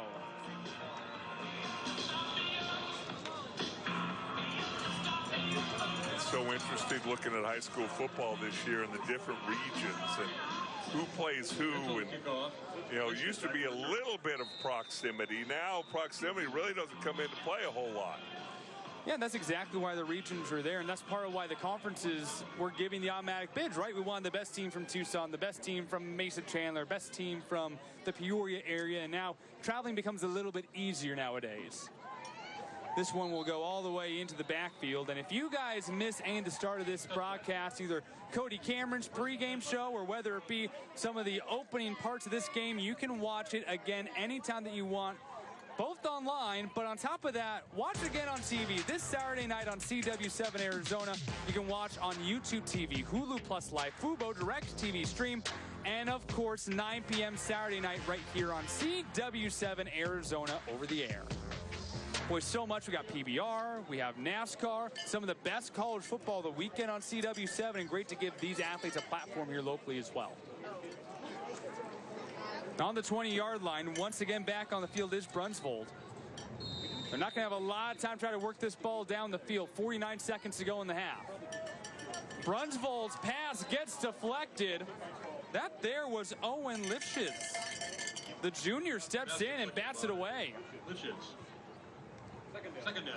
When you talk about Brunsvold, he's a left-hander. He tried to buy a little extra time rolling to his right, but that Sunnyslope defensive line putting some pressure on him. And, you know, it's one of those situations where if you're Dobson, there's 45 seconds left. It's now second down. The clock stops. Sunnyslope has at least one time. I mean, Sunnyslope has at least 2 timeouts, maybe all 3 of them.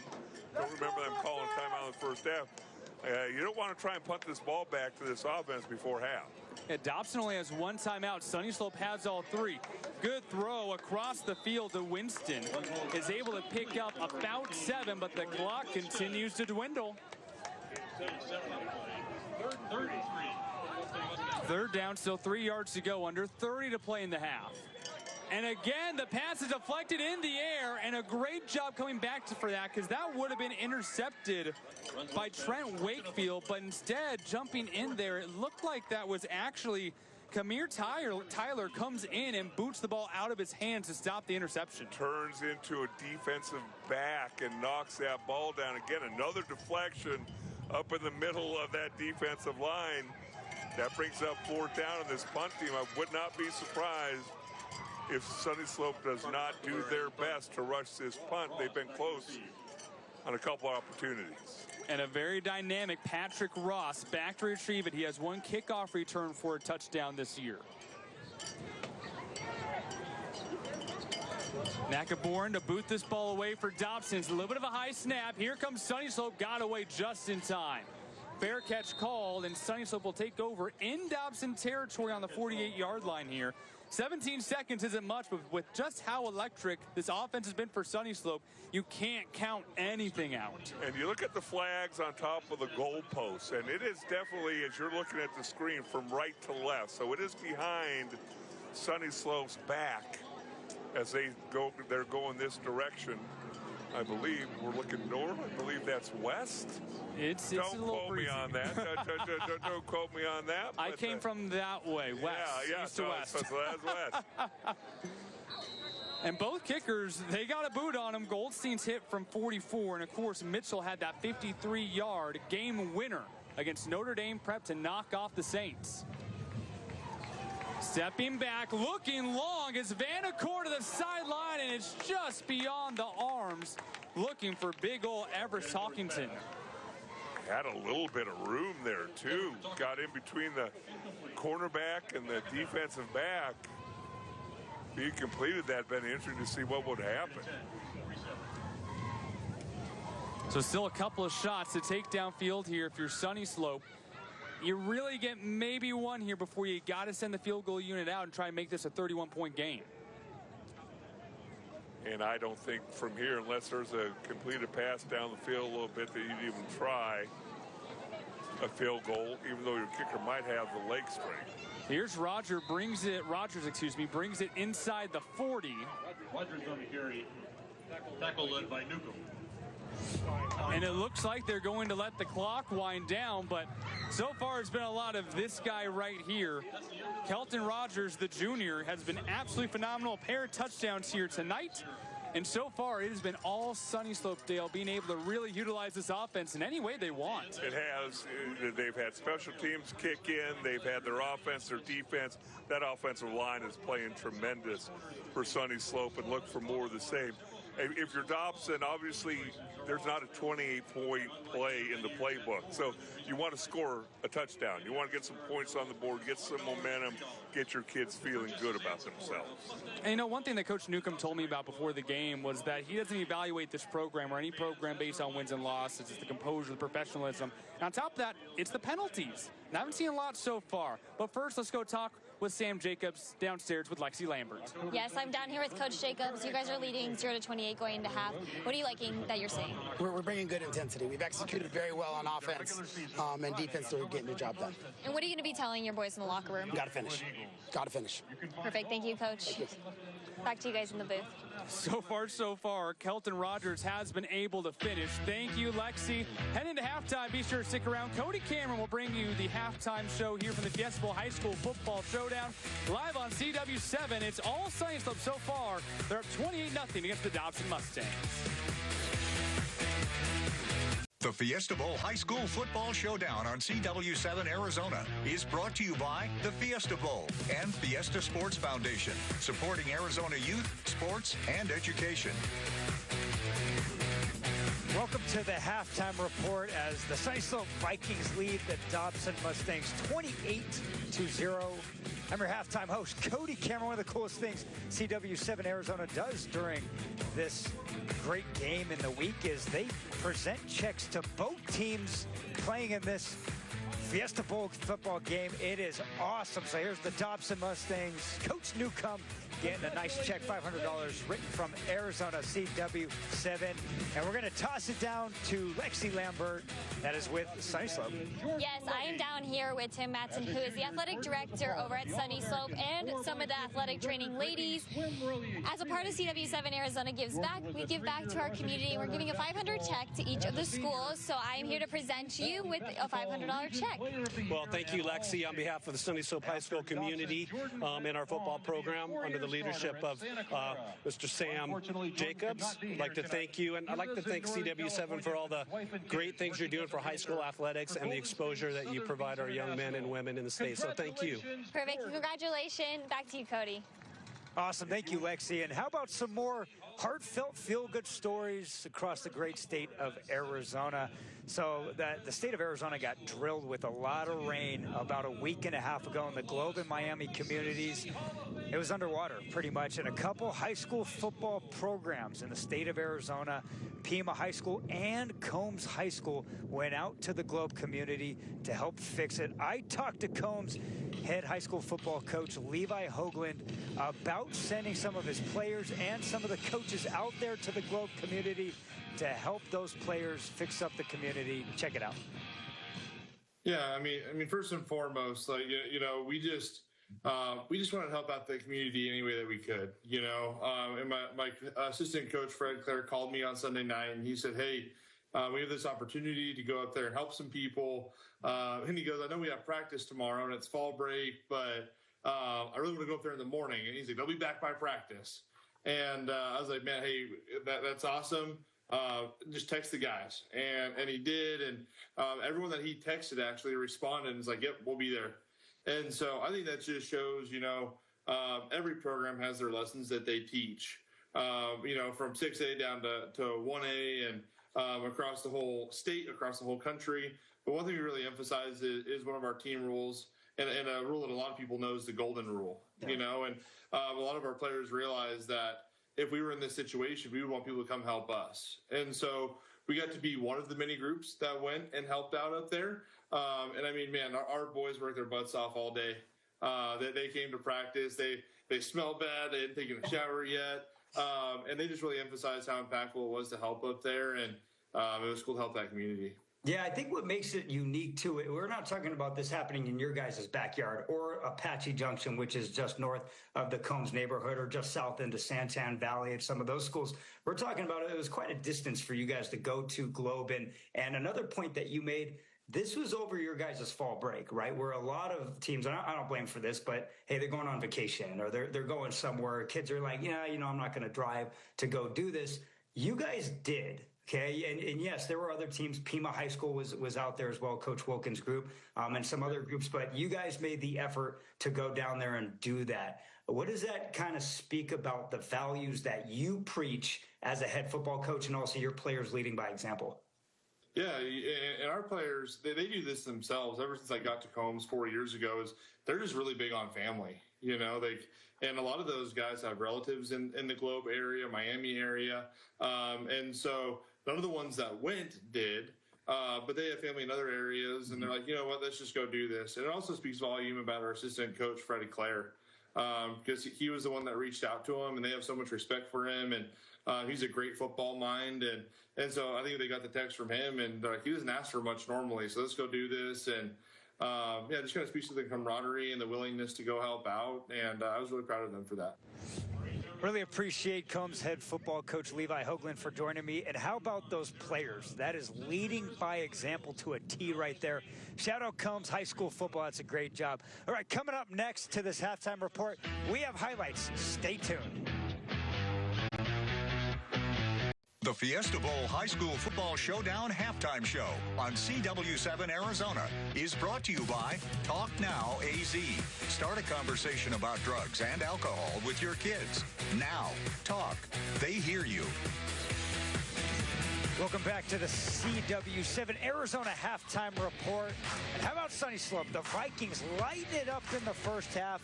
And they're doing it with a pair of juniors. Junior quarterback gunslinger Royce Vanikar and junior running back Kelton Rogers. Right there, Rogers punching it in.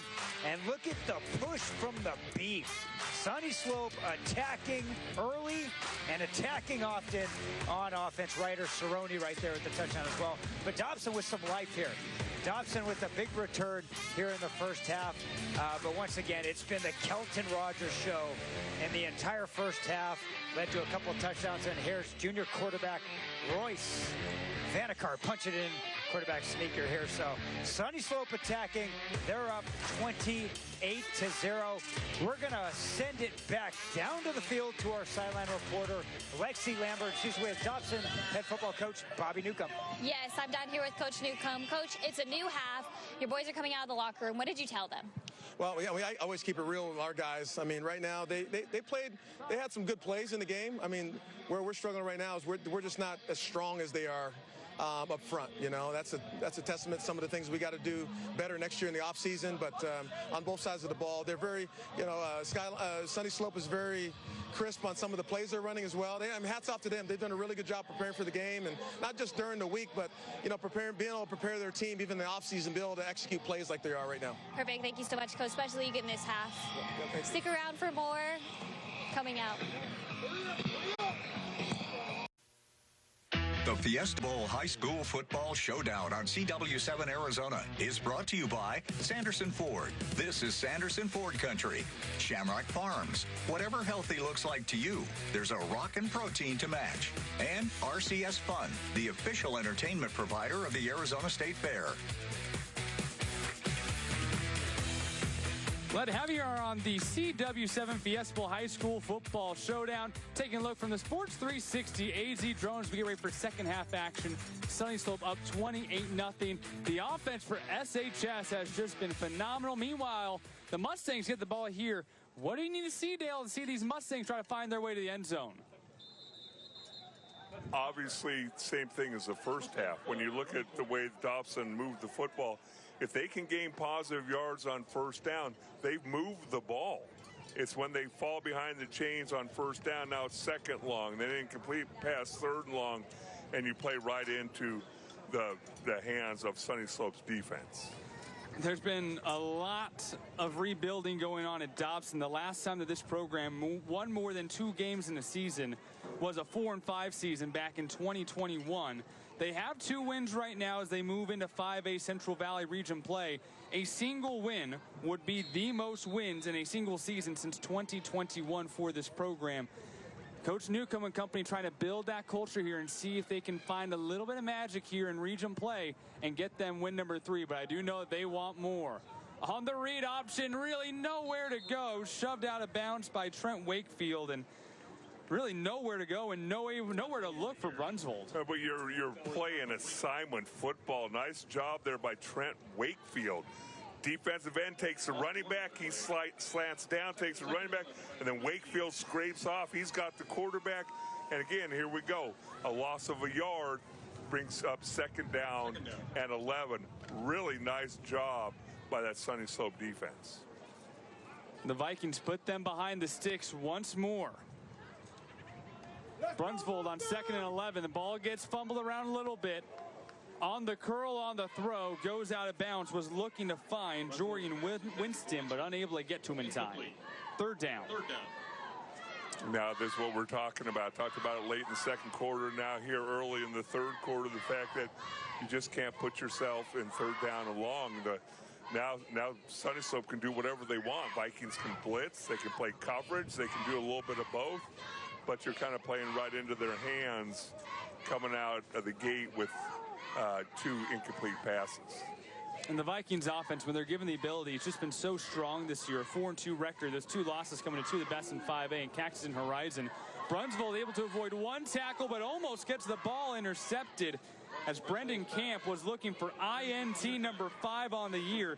A backup DB who's just really taken every opportunity this year, taking advantage, and he's their interception leader in 2025 as a backup. Pressure up front, has to step to his right, and as you said, you get the hands on the football. Brandon Camp doing a really nice job breaking it up. Another one of those juniors for the Vikings. Leslie Wagner was the one bringing the pressure, getting a hand on the quarterback, and it's 4th down here for the Mustangs. Ball booed away by Nakaborin. Takes a little bit of a bounce, and Sunnyslope will get this ball inside of Dobson territory.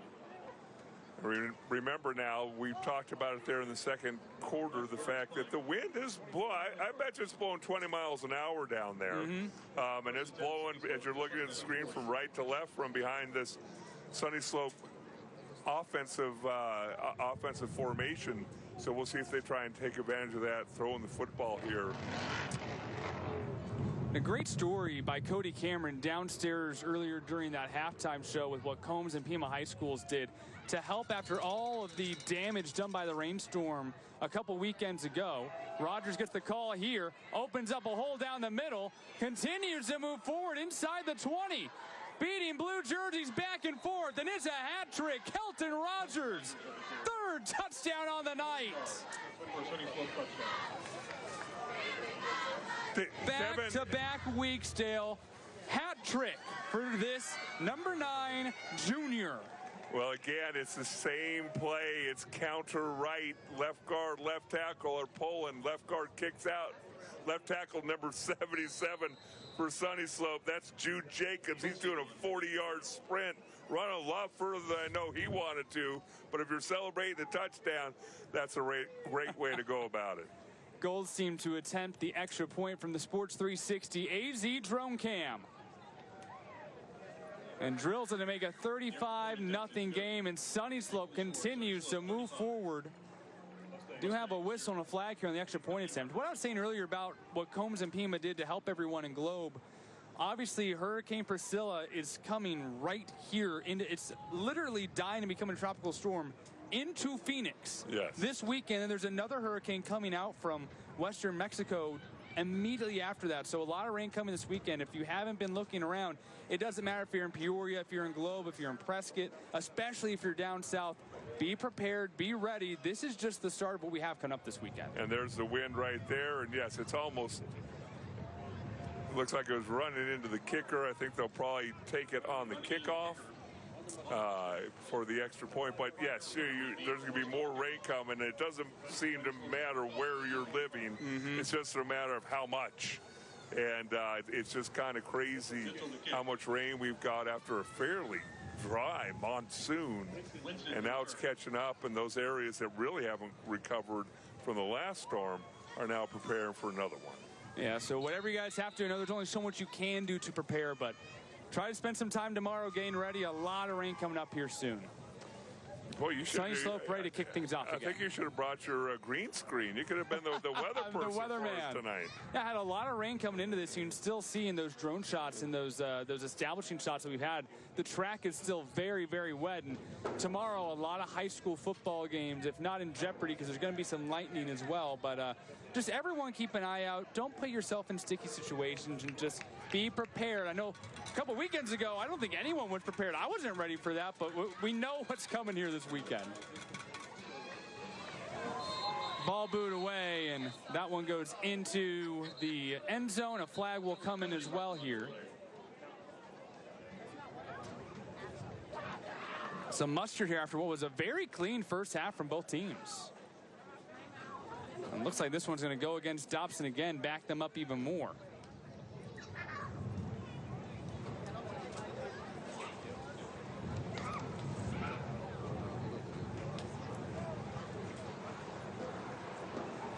Nope, we're going to take this one away, and as that happens, hey, let's head downstairs real quick, as Lexi Lambert was someone with a very special connection to this game wearing a yellow jacket. Yes, I am down here on the field with Ben Smith, who's a yellow jacket for the Fiesta Sports Foundation, and you have, like Devin said, a special connection. Your nephew is on Dobson's team. I do. Mason Fraley is the kicker, number 17. It's been a lot of fun to watch him play. So this is only his second game back. He had to sit out half the season. And what does it mean to be able to stand here on the sideline and see him kick? He's had some amazing kicks. Yeah, this is his first home game actually playing, so it was really special. I was planning on coming, and to be able to come here and represent the Fiesta Sports Foundation is just icing on the cake. It's an extra special bonus. And what are you hoping to see from him this year? You get to cheer him on the sidelines. So I do get to cheer him on the sidelines. I saw him do the kickoff earlier. He's been amazing so far today and the last game. I'm really hoping that he gets the opportunity to kick a 3-point or yes, for sure. extra point, put some points up on the board. But just to be with him on the sidelines is special. I got to take a selfie with him earlier, and with the yellow jacket, with the Fiesta Bowl. To be here and to get that selfie is something I'm going to cherish for a while. That's amazing, and best of luck to him. We can't wait to see, and hopefully he puts 3 points up on that board. Yeah, at least. Yes, that's for sure. Back to you guys in the booth. Well, how about some fun at Workdale? We already see Coach Bobby Newcomb. He has his son, Micah Newcomb, but now you also have the Gold Jackets here. Again, a little bit of pleasure at work. Oh, yeah. It's those Gold Jackets, they do stand out, don't they? They most certainly stand out. Now he gets an opportunity to come here, and while he's at work, he's on the clock, gets to watch his son come out here and perform a little bit too. Looking to hurdle basically the entire slope secondary. Jeremiah Jackson got the call there. Brings it now 3rd down, still 3 yards to go from the 27-yard line. Newcomb gets the call. Looking to go downhill, going across a slew of Sunnyslope defenders, moves the chain for about a 7-yard pickup. This time he hands off again. You've got 2 threats in the backfield when you line up the way that this Dobson team has lined up a couple times now, and that puts some pressure on the defense. You're thinking, hey, the quarterback is going to keep the ball every single time. This Jeremiah Jackson. That time he hands it off and gains some nice positive yards, and that's Micah Newcomb taking the handoff. Micah came in tonight, a team leading 480 rushing yards, a team leading 37 total tackles. Again, trying to run it down is Jackson. A run with no regard for human life, gets blasted out of bounds, pickup of only about 1. Ryan Van Buren. Look at this tackle. Really nice job, number 40 for the Vikings, a junior again, 6 foot, 200 pounds, not afraid to lower the boom. That's where both these teams have a lot to look forward to coming in, and I mean, this is a completely different team than last year for Sunnyslope.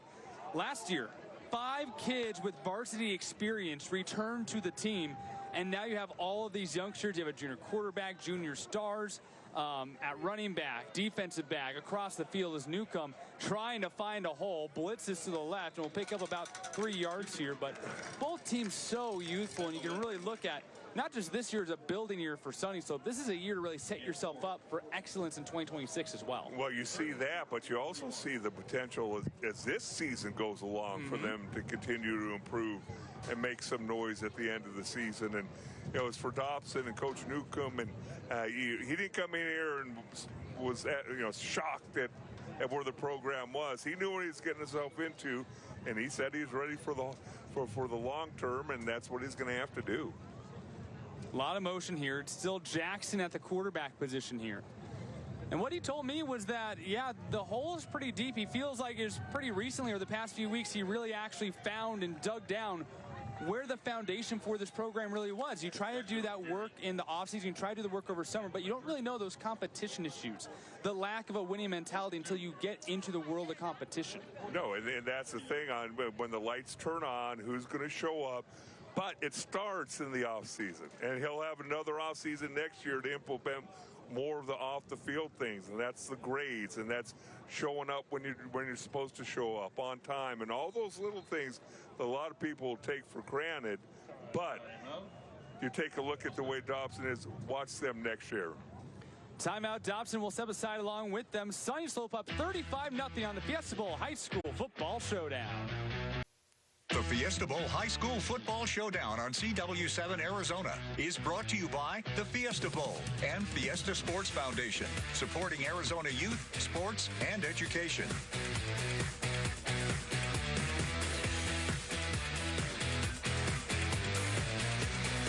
Glad to have you here on CW7 Arizona for the Fiesta Bowl High School Football Showdown. Sunnyslope ahead of Dobson 35-0 here.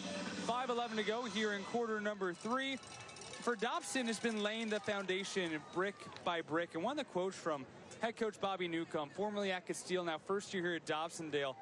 You know, you always talk about planting the seed and stuff like that. I've never heard a coach, though, tell me that I can plant the seed, but I'm not the one who makes it grow. Pass across here to Tyler, who picks up the first down for Dobson. He said, well, I'm not the one who can make it grow. I'm the one who can make the fertile soil. I'm the one who can create the culture, and that seed grows from these athletes, from these players, and that's what he's looking to do. By the way, that's the first pass completion of the year for Jeremiah Jackson. Yeah, look, very comfortable throwing the ball out there. Nice throw to Tyler, makes the catch and picks up the first down. You just see this roster's littered with the juniors who obviously are going to be around through this entire spring and summer and be a part of what Dobson's trying to build.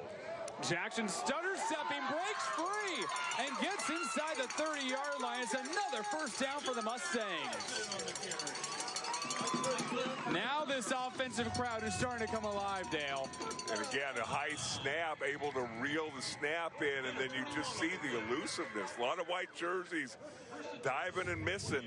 You got to be really tickled for Jeremiah Jackson and the job that he's doing. Another one of those juniors lining up a quarterback, and now he's shown he can throw the ball, which is going to make him that much more dangerous. Fresh set of downs on the Sunnyslope 28, giving it to Newcomb, wrapped up and torn to the turf. Owen Lifshitz gets there first. I think I'd stay with just Owen and be very careful with that last name. But there were a bevy of white jerseys in the backfield there. Second and 13, 31. Get into the backfield there, and another aspect of what Coach Newcomb told me was seeds take time, and a lot of that happens underneath the surface. It's not the things that you're visually seeing week in, week out. It's the culture behind the scenes. It's the brotherhood behind the scenes to build a successful program and try to bring this program back to what it once was. You know, go back to 1994, the last program win the postseason. Deep ball to the end zone, and it slides out of the hands of Kymir Tyler. Oh, you can see the devastation there. He went up for it. It slid down the chest. Second down on the way. Or third down, excuse me. Got behind the defensive back, had an opportunity, but you take a look as Jeremiah takes a hit as he lets go of the football, but nice job there by number 28 for Sunnyslope, and that's I don't see him on the roster. Not on the roster, but nice job, 28, for getting your hands in there and ripping the ball out. Every week on this broadcast, we have a mystery man somewhere here in their mystery player. Third and 13 on the 31, trying to slither his way forward. Jeremiah Jackson will only get back to the original line of scrimmage before fourth downs on the way. That's Owen again, number 12. He's a 6'3", 215-pound. He's a junior. Nice job navigating through all the trash, getting down there, and then making a form tackle. One of those that you're going to put on teaching film for how you bring a running back to the ground, bringing up now fourth down and 10. Coach Newcomb pointing out the play to Jeremiah Jackson on the sideline here on fourth down and 10. You could kick it here. I've seen both field goal kickers pregame were hitting from 50. But right now, I think what you want offensively, you want that end zone call. Jackson will look to throw. He had his first pass completion of the year, and that's going to be an interception. Strutting down the sideline. Almost pulled across and finally shoved out of bounds at the 20-yard line. Elijah Scroggins picks up INT number 1. Comes on a huge 4th and 10 for the Slope defense. Really long throw. One hash to the other side, the numbers, into the wind. I think it's a lot to ask of your young quarterback. Ball hangs up for a little bit. And then, as you said, timed it perfectly. Scroggins gets the interception. And guess what class he's in? He's another junior. Athletic play, saw the ball, got it, and made it beyond the 20. But there's some mustard on the turf, Dale. Now, Dale, I don't get to see you again this year, but I have this phenomenal stat I found on Pro Football Reference. Oh, you did? You won 3 Super Bowls. You played up for a handful of teams, a lot of games. There's only attributed 3 career penalties to your name, according to Pro Football Reference. 3? It says 3 on there. Well, one of them I remember, I didn't like the guy, and my hand slid up underneath his helmet around his neck, and I took him down to the ground knowing I was going to get a penalty, and here's me I'm making Shania's famous. You snapped to some pretty famous people. I think Shania Twain might be the biggest name, though. Yeah, who's more famous, Aikman or Shania Twain? I don't know. Shania's pretty good. Maybe we see the rest of that clip later. She had a boot on her. She could have been a punter. Sunnyslope takes over after the penalty. They'll run it here with Kelton Rogers again. Or excuse me, no, not Kelton Rogers. This is Caden Yap instead. He'll advance this ball about 6 yards. We didn't see what the penalty was. Must have been an illegal block after the interception because Sunnyslope still maintained possession of the football. But you got me now all thinking back to the glory days, and you know nobody had heard of Shania at that point until she met me, and I think she's become a pretty big star. She skyrocketed to stardom. Does she still pay you the royalties for that, or? Yeah, I'm still waiting for my check for that Netflix special. Another handoff here, looking for Yap to move down the middle, gets downfield and picks up the first down. Now, you've done some pretty cool things in your time. I mean, I think Brad Sesmat was elated when to the National Football Foundation Academic Award Ceremony. You bring the Lombardi Trophy. I mean, he's banging it on the ground. You're Yeah, Brad, he wasn't come on, man. You know, it's like he's never seen a trophy before. I don't think you've seen the Lombardi quite that clear. That's how the third quarter will come to a close here. Sunnyslope leading the way. How about this? The first pass completion for Jeremiah Jackson. Dobson not able to bring this ball in the end zone quite yet, though. It's been all Sunnyslope and a hat trick for Kelton Rogers. Slope up 35-0 here on CW7 Arizona and the Fiesta Bowl High School Football Showdown. The Fiesta Bowl High School Football Showdown on CW7 Arizona is brought to you by Sports 360 AZ. For the most complete coverage of high school sports in Arizona, visit sports360az.com. Welcome back to the Fiesta Bowl High School Football Showdown. Sunnyslope versus Dobson Mustangs. And speaking of the Fiesta Bowl, that happens to be my favorite bowl game of the entire bowl series. We have a coach back here who played in the Fiesta Bowl. Dobson head football coach Bobby Newcomb playing for the Cornhuskers of Nebraska. How about this? Playing the Wolves of Tennessee. Watch this. Here we go. Bobby Newcomb. Look at that 1-2 cut. And look at the speed. Bobby Newcomb taking it the distance to the house. Bobby Newcomb, a track star at the high school level, taking that speed to Cornhusker land at Nebraska, and a huge game for head football coach Bobby Newcomb in that one. That's pretty cool, Devin and Dale. How about that? Hey, you want to add another aspect to that 60-yard punt return. To this day, that is still the longest punt return in Fiesta Bowl history. Boy, oh boy, he had a little speed behind him. Oh, yes, the announcers were going crazy. Deep ball brought down and caught. Cameron Pingel brings down the ball from senior quarterback Ryan Chikalis. Chikalis now in the ball game.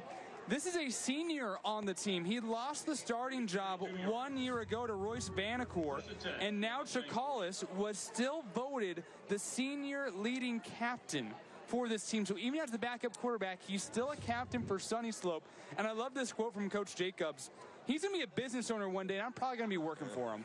That's the intelligence there, the senior quarterback. You always want to treat those guys nice. You never know when you might be making a phone call. New set of downs inside the Dobson 40 now. Breaking some tackles back and forth. Another solid run here by Caden Yap, the senior running back. So a pair of seniors who don't always get a lot of minutes right now, dominating the offense here for Sunnyslope on this drive. You see Sunnyslope subbing some guys in, and obviously the long pass, but running the football is into the fourth quarter, and the clock continues to run. And I think you got to be very, very impressed with where Sunnyslope is at this point in the season. And with all these young guys, you got to imagine they're only going to get better as this season unfolds.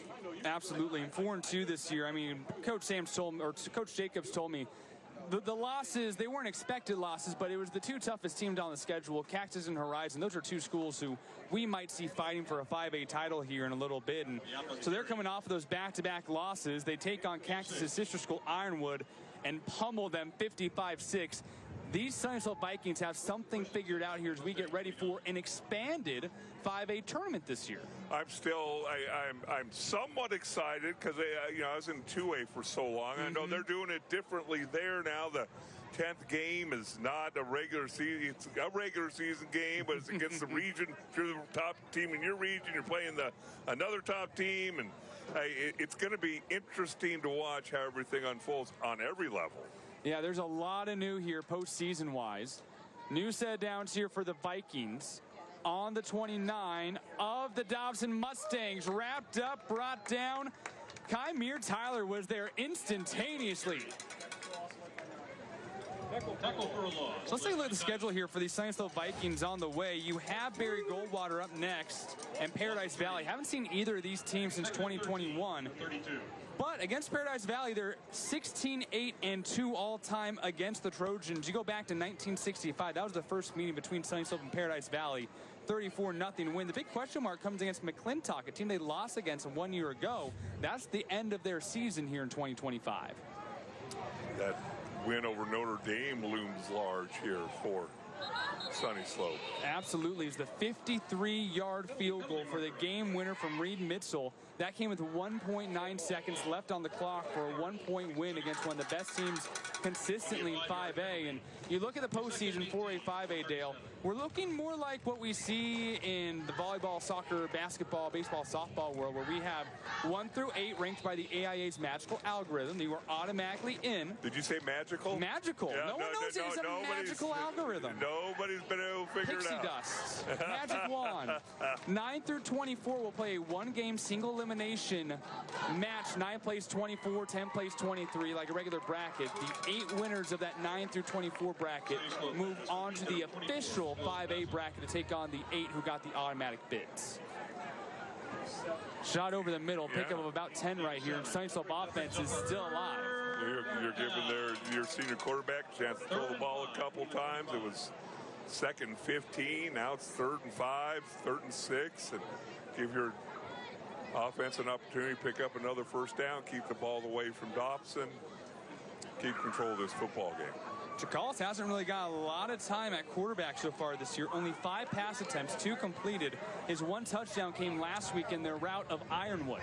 Looking for one here on 3rd and 5. Looks a little bit too deep to the end zone.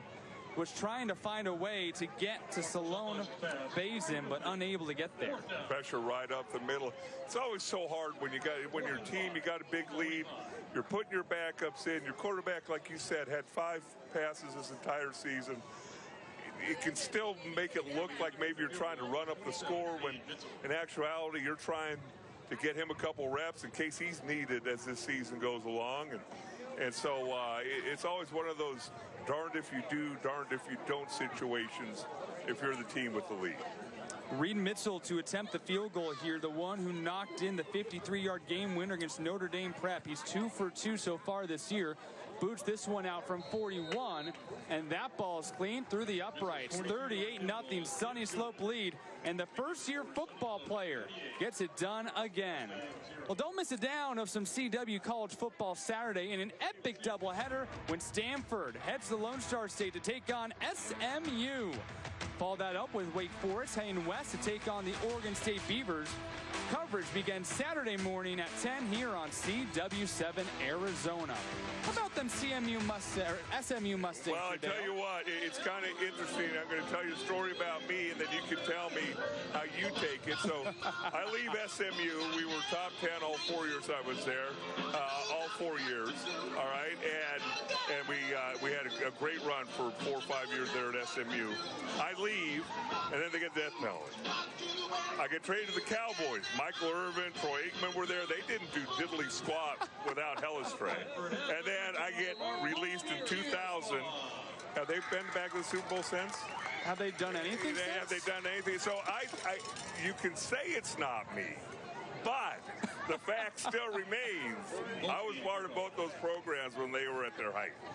I know that we have a 3-bowl Super Bowl champion in the Santan Ford broadcast booth. We had Jordan Spurgeon, a Hall of Famer, at his high school in the booth as well 1 week ago. Yes, we did. Star power here in the Santan Ford broadcast booth. This ball going all the way back out beyond the 25. And yeah, you had those Super Bowl rings out at the NFF show with the Lombardi Trophy with you as well. And I mean, Coach Newcomb does have the 1997 national championship at Nebraska, so we got some luxurious trophies here at Dobson High School tonight. You got some bling, that is for sure. You got some bling running around, and no, I always like to say it because Michael Irvin and I to this day are still very close, and anytime he's on my radio show or whatever, he knows where I'm going, because I always say, hey, Michael, how many Super Bowls you win in Dallas before Hellestray got there?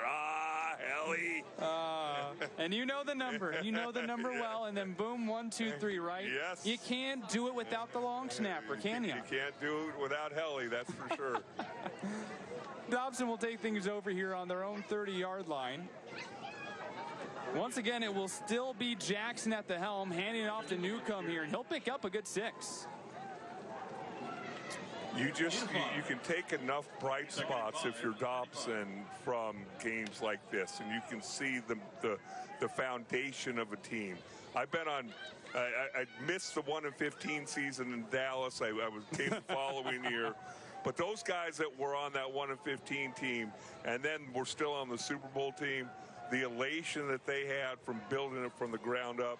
I was on a 2-14 Buffalo team my rookie year. We made it to the AFC Championship game.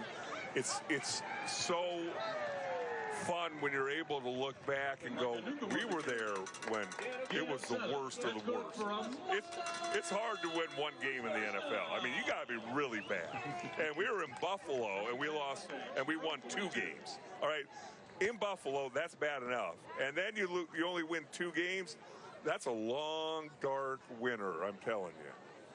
Newcomb with the first down there, and I mean, that's what Coach Newcomb here is trying to do with Dobson. When I asked him, hey, you know, everyone's idea of success is different, but everyone wants a win. Everyone wants a championship. What would define success for this program when that last game, that last buzzer sounds? And he listened to me. I want transformation academically in the classroom.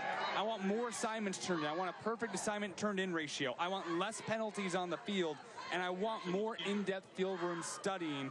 All of that comes considering competition still, but you still come to compete every week, but that's the priority. Note how he listed to me it was the academics first and foremost, and unfortunately Jeremiah Jackson shaken up after this one, but you see what he's trying to do here is you build the culture first, you still go out to compete, but then after that, that's where the wins come into play, after you build that foundation. Back in the game comes Brunsvold, handing it off to Newcomb. Well, and you talk about those things off the field. And Jimmy Johnson, that's what he preached to us as we were building the Cowboys of the 90s. Take care of the little things. You take care of little things. The on-the-field play will take care of itself as you get more numbers, more guys want to be part of this team, and all those things. Those take care of themselves. It's the stuff off the field that you've got to take care of, especially at the high school level. Third down, 5 yards to go here for the Mustangs. Brunsvold hands off again, and this time it was hit in the hands of Brandel. Flag on the play here.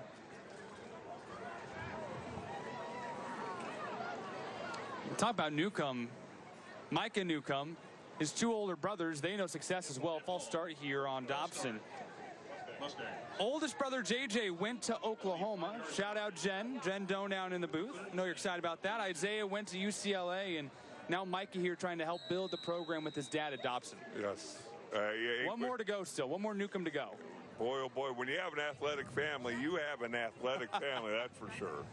Bobby Newcomb won that championship at Nebraska in '97, has that Fiesta Bowl record of longest punt return, played for the Arizona Cardinals, as well as this ball gets slung out to Winston, and he'll pick up the first down. And on top of that, talking to Brad Sesmat, he reminded me of the story actually when he was playing that 1 year with the Cardinals. He was pretty tight with Pat Tillman. Pat Tillman was borrowing Bobby Newcomb's bike to ride to the facility, and then for Bobby to continue to get reps, Pat would actually go to the park with him and his wife and get the machine and get those punts up for him to return to get some practice. That was back in 2001. Let's go back here and take a look. This is a little playing card. This is Bobby Newcomb with an Arizona Cardinals practice jersey on. 1 year, rookie in 2001, and got to know Pat Tillman and be around the culture there with the Arizona Cardinals after his time with Nebraska and the Cornhuskers. So 1998, you know what that reminds me of? The Arizona Cardinals came to Dallas and beat the Cowboys in a playoff game. I think they have that newspaper up in the media center. Big old plaster on the wall. Brunsvold again and finds Winston for another big game after the holding penalty. Picks up about 14. And final seconds here. Yeah, you can see, again, you can see the makings of good things that could come from this Dobson team. I mean, you're talking about these underclassmen right there. Again, we've called his name out a lot. Winston, the wide receiver, only a junior. The Sunnyslope Vikings offensively, defensively came out tonight. Brunsvold again finds Winston, breaks free, and Dobson will make a house call right before the buzzer. Jorian Winston, the lone TD tonight in the Fiesta Bowl High School Football Showdown for the Dobson Mustangs. And you can tell it's been an exhausting night for DHS. It has been a very, very difficult night, but what I love to hear is the fans that are here for Dobson celebrating that like that was a go-ahead touchdown. And these kids need to hear those cheers. You see some of these offensive linemen coming off the field, just banged up, tired, fighting their tails off all game. And they did come away with a score. And Mason Fraley will get the opportunity here to go for this point. Talking to Ben earlier, his uncle on the sideline. Oh, he's pumped for this. Extra point is up, and the transfer puts the extra point through the uprights. Dobson will get one on the board. Sunnyslope, though, ahead 38-7. We'll take one more break with you. On the other side, our final minute here, the Fiesta Bowl High School Football Showdown. The Fiesta Bowl High School Football Showdown on CW7 Arizona is brought to you by Sweet James. We fight to get what you deserve. The U.S. Army, be all you can be. And Talk Now AZ. Start a conversation about drugs and alcohol with your kids now. Talk. They hear you. Tonight's drone coverage is brought to you by Sports 360 AZ. For the most complete coverage of high school sports in Arizona, visit sports360az.com. Final seconds here. Head coach Sam Jacobs and the Sunnyslope Vikings will move to 5-2 on the year. 2-0 in Central Valley region play. One thing that I promised Coach Jacobs I would do is a huge shout out for his wife. It's year 25 in coaching for the Jacobs. She has been there every step of the way and named her the queen of the Booster Club. I think one thing that probably gets underlooked is the moms and the wives of high school football. It's amazing the time you put in, even at the 2A level, much less the 4, 5, 6A level, what you do to sacrifice for these kids, and usually it's you sacrifice your family time and things like that. So kudos to the wives and kids who support the coaches that are out here. There's the knee for Sunnyslope. Be sure to stick around. We have a lot more coming up. We have interviews with the winning coaches and our Fiesta Bowl belt winner of the night. And then, Dale, you didn't get to do this last week. Our game went till 10:30 or whatever. You'll be downstairs with Cody Cameron for our postgame show as well. Still a lot to come here on CW7. That'll be interesting to see if I can make it down the stairs. We'll get you down there at some point. That will do it. Sunnyslope will take the win. We'll be back in 30 seconds for our Fiesta Bowl belt winner and interview with our winning coach and postgame with Cody Cameron. So much more, but Sunnyslope takes home the win 38-7 here in Mesa.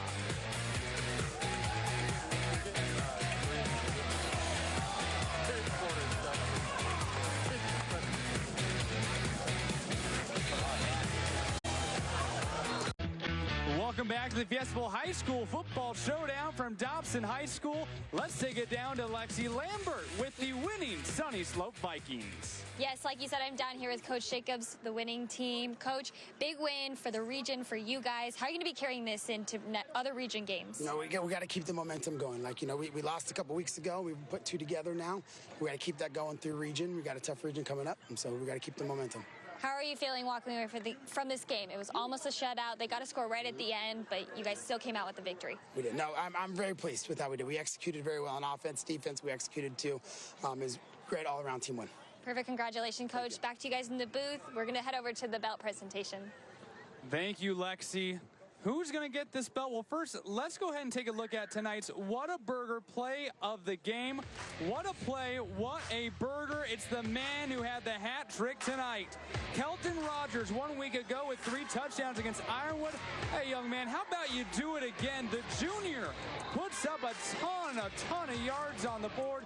From about 30 yards out, he picks up another TD, just one of the 3 on his night here. The 5'9", 190-pound junior. Your Whataburger, what a play of the game.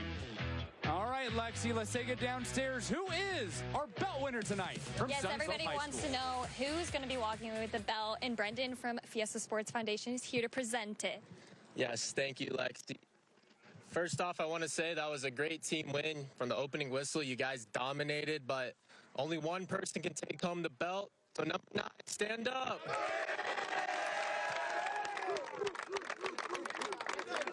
Kelton Rogers is our belt winner for tonight.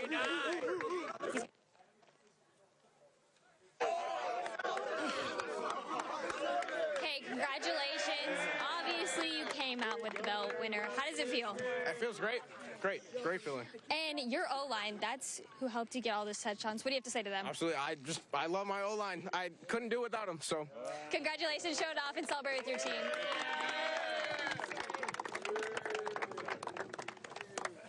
Back to you guys. Boy, that is someone who you're really looking forward to having here in the future. At Sunnyslope High School, a growing program, all the juniors there, ready to build another story at Sunnyslope High School. Boy, pleasure to have you here on the Fiesta Bowl High School Football Showdown, but more to come. Cody Cameron and Del Hellstray will be downstairs for our post-game show. A big thank you to everyone on our crew here tonight at Sports 360 AZ, Floodstream, and CW7 Arizona. I'm Devin Henry. I'll say goodbye. More on the way, though, from the Fiesta Bowl High School Football Showdown. The Fiesta Bowl High School Football Showdown on CW7 Arizona is brought to you by the Fiesta Bowl and Fiesta Sports Foundation, supporting Arizona youth, sports, and education. Well, welcome on in, everybody, to the post-game show. Cody Cameron, Dale Hellestray making his way down from the booth. Dale, it was all Sunnyslope early on. I love what Coach Jacobs said. He was happy they executed. He loved just how they started the football game and finished the football game. And when you look at the big beef up front, I call them the big beef up there, they were getting after it. The road graders getting to the second level consistently in this football game. They did a really nice job up front. They got some great skill guys. And the thing that jumped out to me is really on both sides of both Sunnyslope and Dobson, all the young guys that are contributing.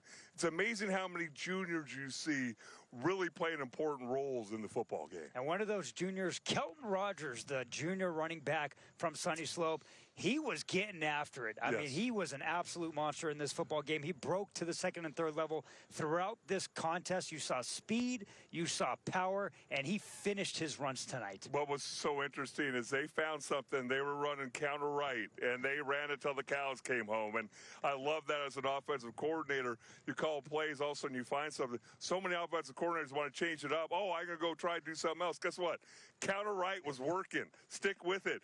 Run it until they stop you and run it one more time to make sure it wasn't by mistake. If it's not broken, do not fix it. I do want to talk about Dobson because they never quit. Nope. They never quit fighting in this football game. I think that last drive was huge, Dale, for the Dobson Mustangs. You saw Coach Bobby Newcomb and kind of the culture builders are there. We're going to pull up some highlights from this football game here tonight. But once again, Sunnyslope with a 38-7 victory. There's Kelton Rogers, the man right there, punching one in.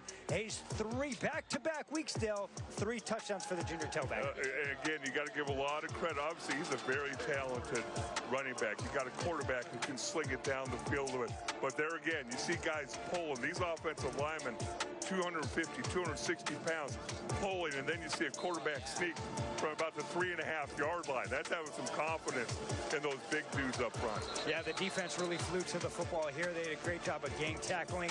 There's touchdown number 3 for the belt winner tonight, Kelton Rogers. And like I mentioned, that is 6 touchdowns in the last 2 weeks for the junior tailback as he's just working his way a second. Look at big 77 out there, 15, 20, 25 yards downfield, blocking, getting hands on linebackers and secondary players and pushing them all the way through. It's interesting because when you're an offensive lineman, you pull and there's nobody to hit, you kind of get disappointed a little bit. But when your guy scores a touchdown, that's great. You see there at the end of the game, Dobson scores a touchdown. I heard the fans cheering. And that's so important to these kids. Finish with some points on the board. Now you can go in feeling a little bit better about yourself. And it's a process. Again, as I said during the broadcast, I've been on a 2-14 team. It sucks. Yes. I barely missed a 1-15 team. Thank goodness. But it's a process to rebuild a program. They're on their way here. Yeah, Bobby Newcomb and company are doing a tremendous job. Coming up next, we're going to look at schedules ahead here on CW7 Arizona. Stay tuned.